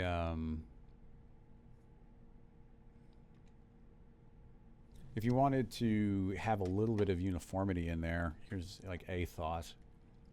Let's see.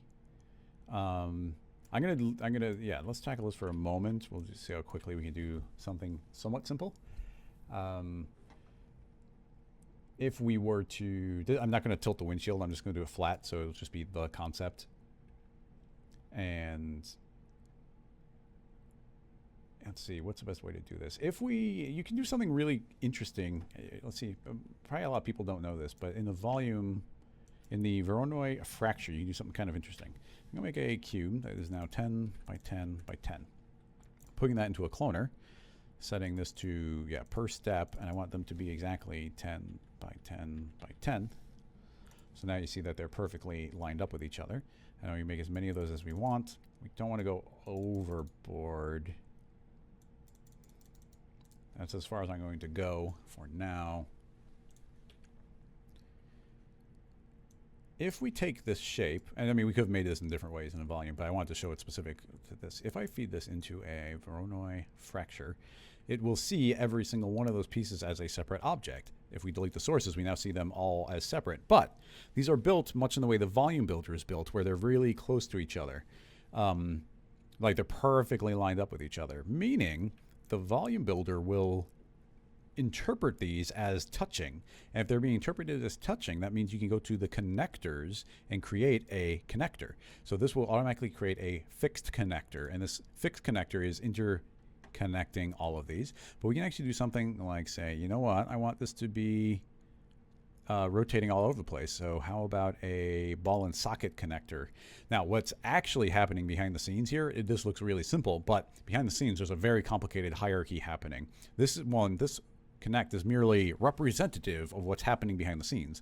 So if I make this volume, or the Voronoi fracture editable, you're actually going to see that we get all of our chunks, each individual cube broke apart, but then inside this null, we have connector objects. And now you see that there's a connector object, and there's now a connector object in between every single cube that's touching another cube. In fact, it's hard to tell, but maybe it makes it on every point of every cube.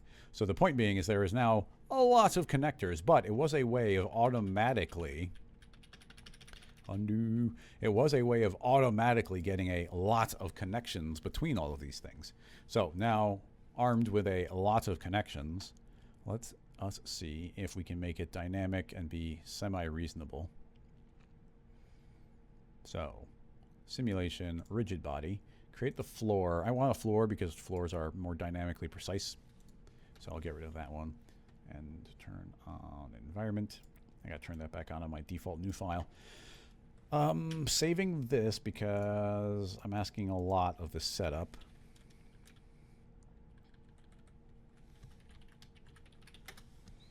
Let's hit one frame forward and see. Oh, okay, it's not too bad. Let's see how much these explode. Interesting relationship they all seem to have with each other. Look at that. It's very odd. Maybe we want a fixed connector. I'm not sure. Actually, I guess we need a fixed connector. The fixed connector has this braking force, which is what we need. I'm going to play and let's see if these are able to do their thing at all. Now, technically, these all have a little bit of volume, so Control D, Dynamics, Expert, Collision Margin, set that to 0, because right now there's an invisible force field. That's 1, and we're at a very small scale.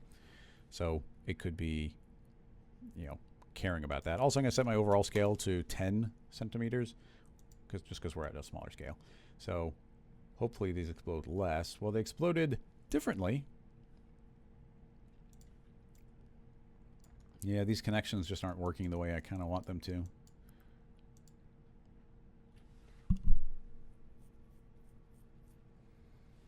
Yeah, those all super exploded. Oh, look, they're not even returning back to their original state properly. I don't think we made a change not at 0, so they just seem to have broken. Okay, that time it did rebuild, just hitting rewind, so go figure.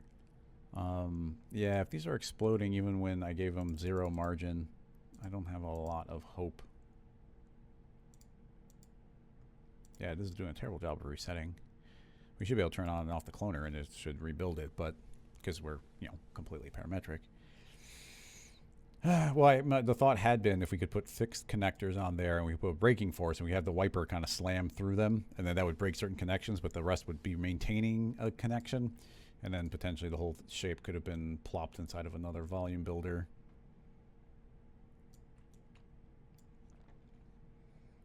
But as it is, those are probably just going to explode outward and not exactly be doing what we wanted them to. Yeah. Yeah, I don't really have much. I mean, that was, and like I said, the best way would probably just be a particle simulation. There's all sorts of like X particles settings that would automatically work for it. Way better than this.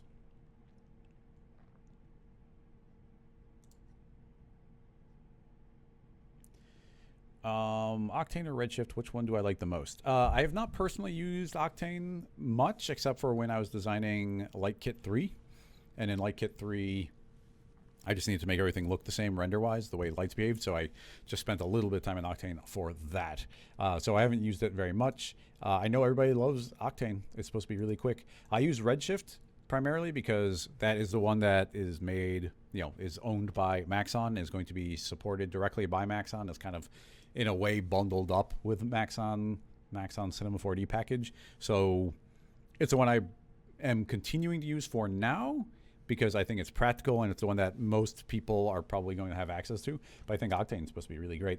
I haven't been hearing a lot about Arnold these days. I wonder how Arnold's doing. I mean, it's still probably being used a bunch, but like Octane's supposed to be pretty dang good. Like Octane looks the best out of the box is what I've always heard, and I have no reason to disagree with that.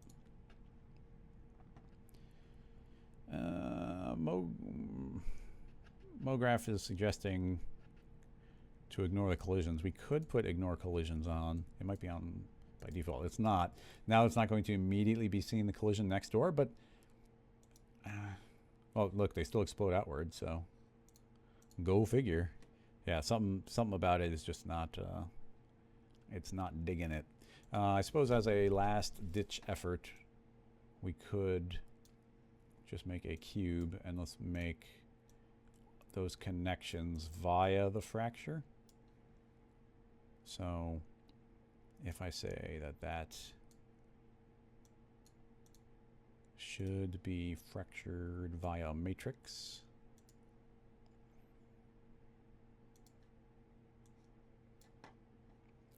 let's see what that does. It's about the same. See, that handled it a lot better. But you're supposed to be able to do that type of connection like I just did. I'm not sure why I didn't like it. Well, I guess because that suddenly kind of activated, we can spend another minute or two on this and see if we get anything. I'm going to ignore those ones on the edge. It's running fast enough. I'll keep it, well, I kind of wanted to push things out of the way. I'll make a cylinder, but I'll make it triangular. I want it to be spiky. Unfortunately, the spike is pointing this way. So as a first step, I'm just going to chop into it, which is kind of funny. But we'll do that. Create a null. Move the null. Snap it right there. Now I can make it a child. Turn off snapping. Okay. Keyframes. Yeah, I'll keyframe that. So keyframe this on Y. 20 frames. And now this will chop pretty much to the ground. Okay. Make this a collider. And hit play. Hi-ya! So I kind of exploded them. That's not necessarily a bad thing. Now, this connector already, it already has this braking force. And it seems to hit that braking force here as a means of making sure. Let's turn off the braking force and see what happens. Yeah, okay, the braking force is definitely doing something here. They're not braking and yet being forced out of the way. So putting that braking force back on, they all want to stay together. So I guess I'll just, let's put this into a null, rearrange, and here, animation, vibrate tag,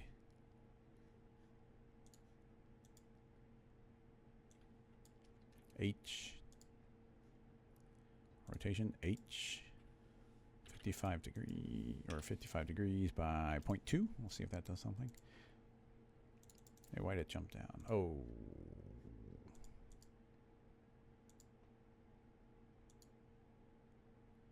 Why did that jump down? I mean, I did something.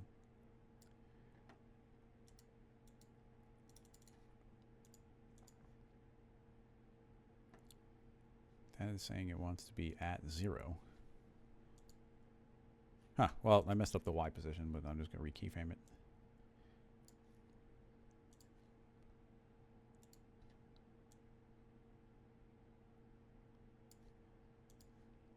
Okay, let's see what this does. So, let's get a little more wiper action. I know it's not running quick. Let's go up to 90 degrees and more than twice as fast. Okay, so let's see what happens. Chop! I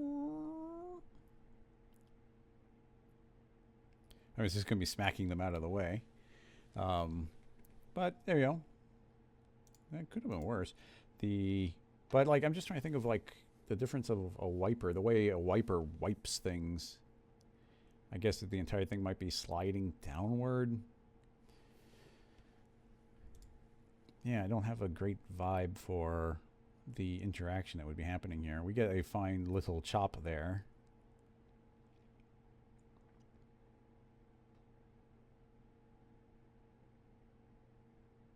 But like, what are the properties that would be different about it? I'm not sure. Let's scoot this entire thing down a little. So now let's just catch a portion of it and see how it breaks.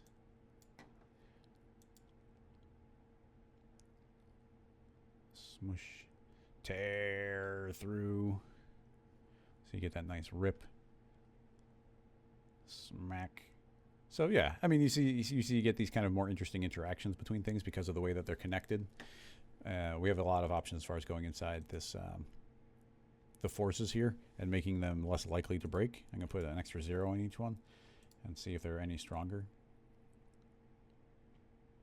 Yeah, oh, way stronger. Yeah, so now you see it does tear, but like it really needs to hit, and I would kind of ripped that away. So, you know, there's some fun to be had there. Might be a little strong.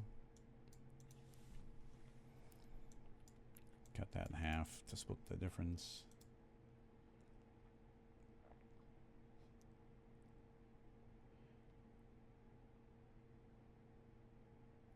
Yeah, I'm just not sure where I would go as far as what the effect should, how the effect should be different. I'm not sure, but it's kind of neat.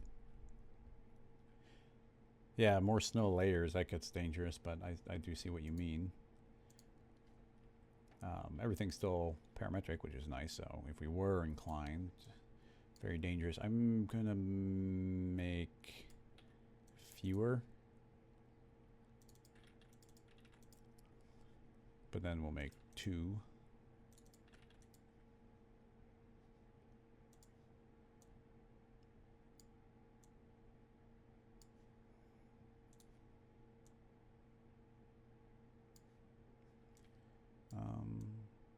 There it is. I was like, well, shouldn't there be another cut? So that's just 2 layers.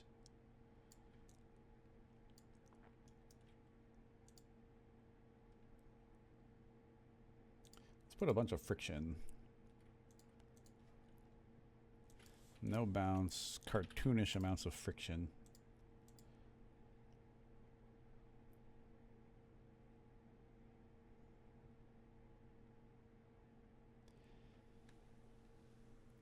Yeah, I don't know. It just depends what you want to do with it. I don't, without any like more specific art direction, essentially, I'm not sure where to go with it.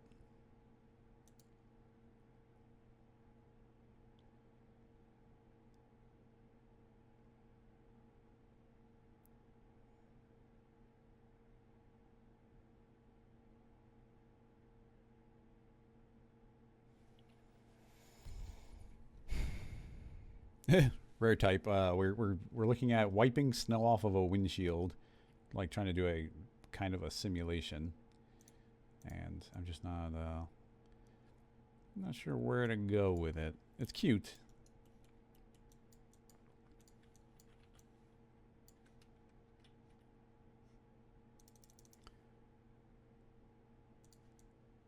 That's weird. Oh, okay, it's just lagging.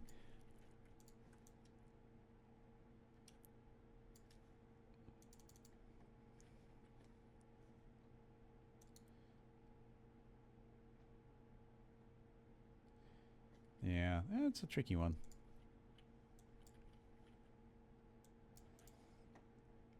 But cute.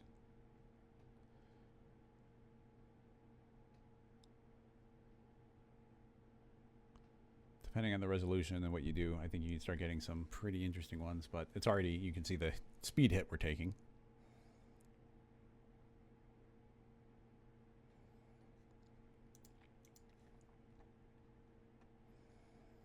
I wonder if you could make this like a dynamic object that's stuck and it's kind of like resisting. I mean, that's a place to go with it. I'll do that and it will be done. So how would I do that? That's already dynamic.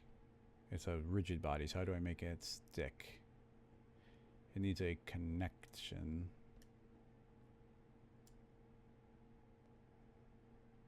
Yeah, we'll spend another minute on it. So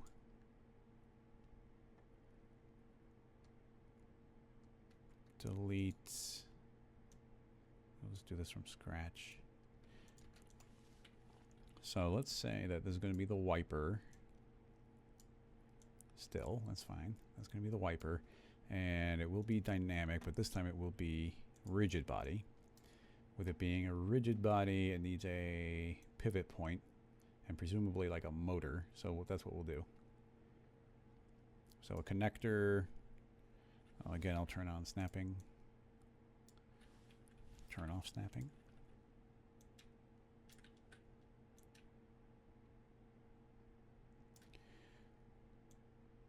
Connector, link, cylinder to nothing. So now it should be stuck there just fine. And the two of them can hang out in a null. Said null will slowly lower mechanically. But we'll let it lower over a much longer time frame.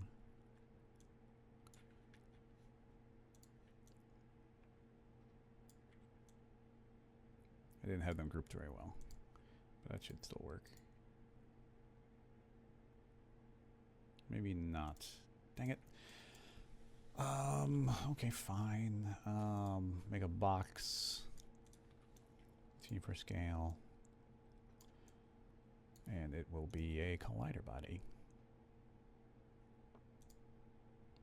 Connect box to cylinder. And now it should be also still stuck. And yeah, that will now move with a null, but the null is being kind of a pain, so we'll pivot from the box.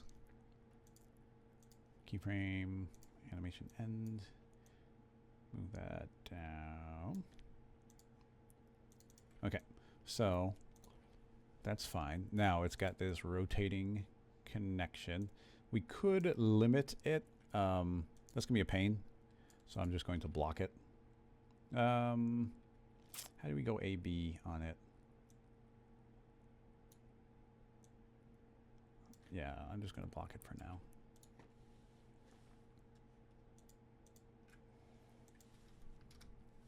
So now I can't go further than those. I can probably move them a little extra. Okay, now this is going to be the crazy part. Motor. also goes exactly where the connector is. Reset PSR. Child of that, I want this to, I mean, we can connect to this cube, that's fine, and then connect it to the wiper.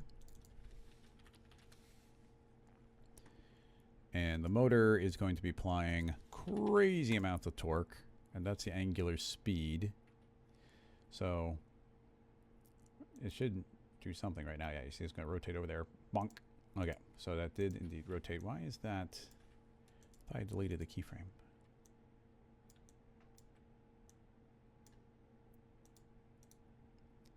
So it goes bonk. Now, what is our best bet for making this oscillate?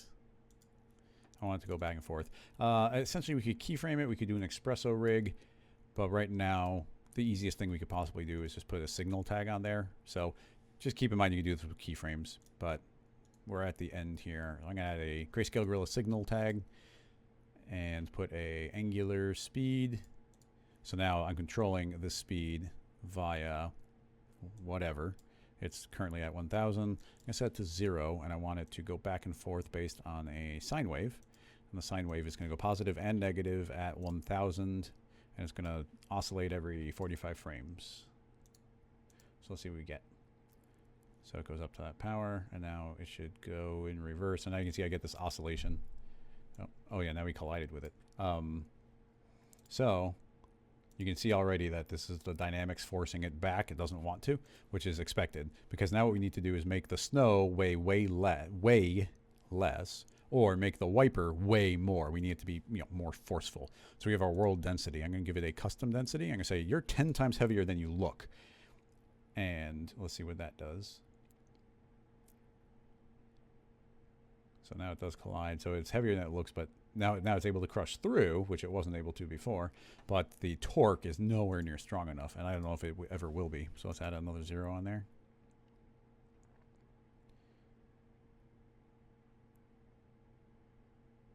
Add another 0 on there.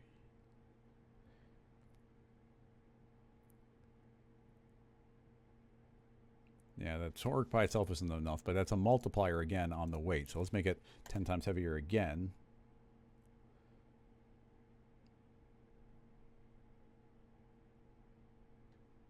Times heavier again. Okay, now you see it's now heavy enough that you saw it start forcing its way through.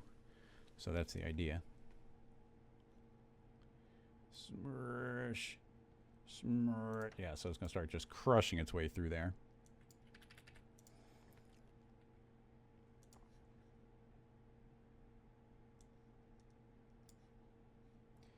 Let's see what frame we actually start colliding.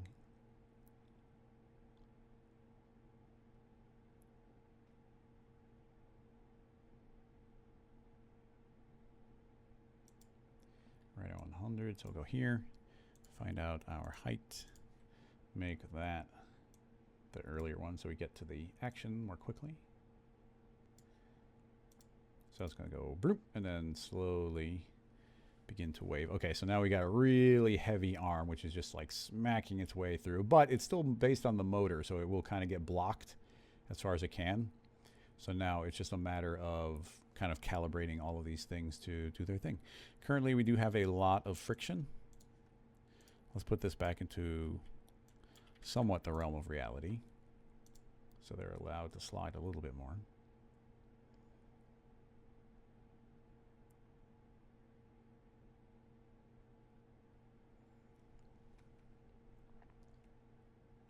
The oscillation here is, I feel like we want the strength to, I mean, it's a sine wave, but it's kind of like I want full power or none.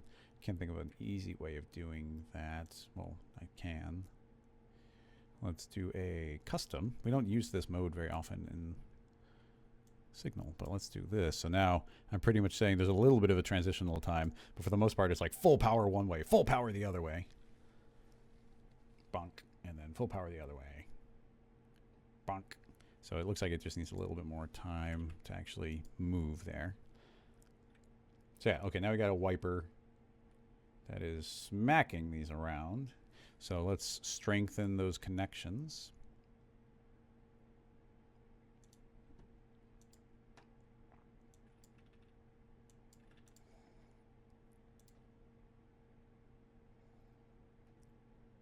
Smack.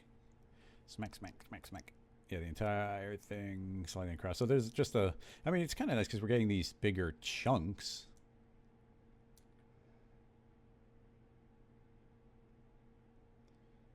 So, yeah, it's tricky. I mean, what more do you do except, like, subdivide it more?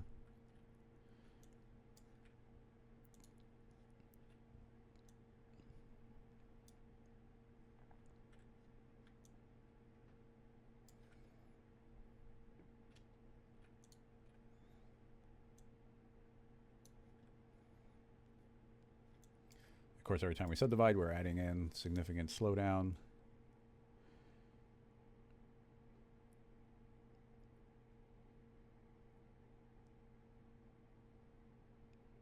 Yeah, see that ripped off a nice upper layer. But of course, wipers don't slowly push down through it, so this isn't necessarily terribly accurate, but...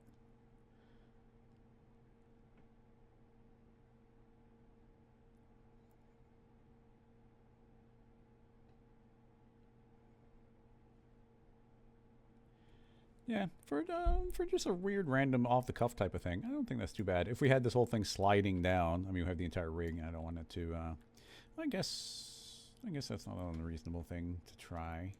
Save that again, make a null. Select everything, and just pivot the null. So let's give that a little bit of an angle. There's a decent amount of friction, but as it gets smacked around, I think they'll be tending to slide downward.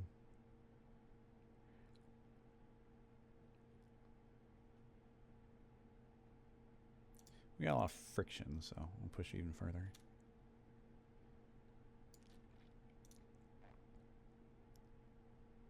Yeah, no friction that's not sliding. And smack. Yeah, the whole thing does move as a group. But that's not, I mean, snow does that sometimes. So, I mean, from here, the only bit that I would, left to do would be to turn these volumes back on so you get the blob. And I don't think it's going to run that much slower.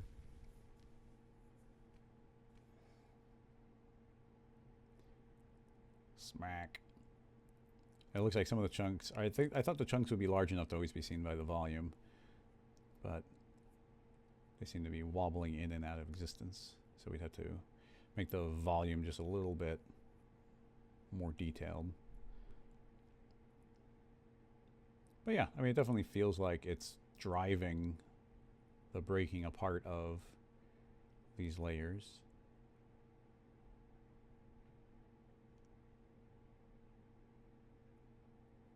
A lot of variables to play around with here. A lot of variables.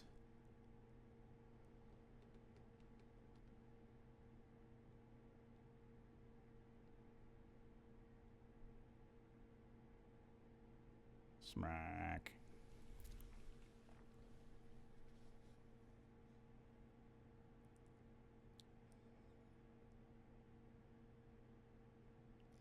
But that's as far as I'm going to go with that one, which is further than I thought I'd be able to go. Let's see. Yeah, I know Crossfader didn't make it, but he'll watch the replay later. And there was the first question I found when I scrolled up. Let's see. That's all good.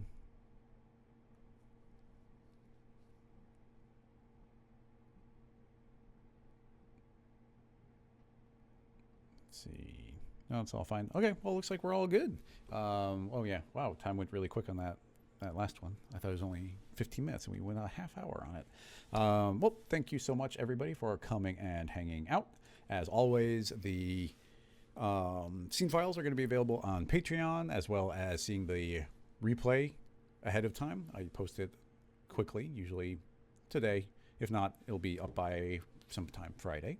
And you'll get first word on everything, and you would get discounts on the upcoming plugin when that does come out. So There's going to be lots of reasons. And those cool diamond models and the dice models that are going to be coming out. I'm going to be posting those on Patreon.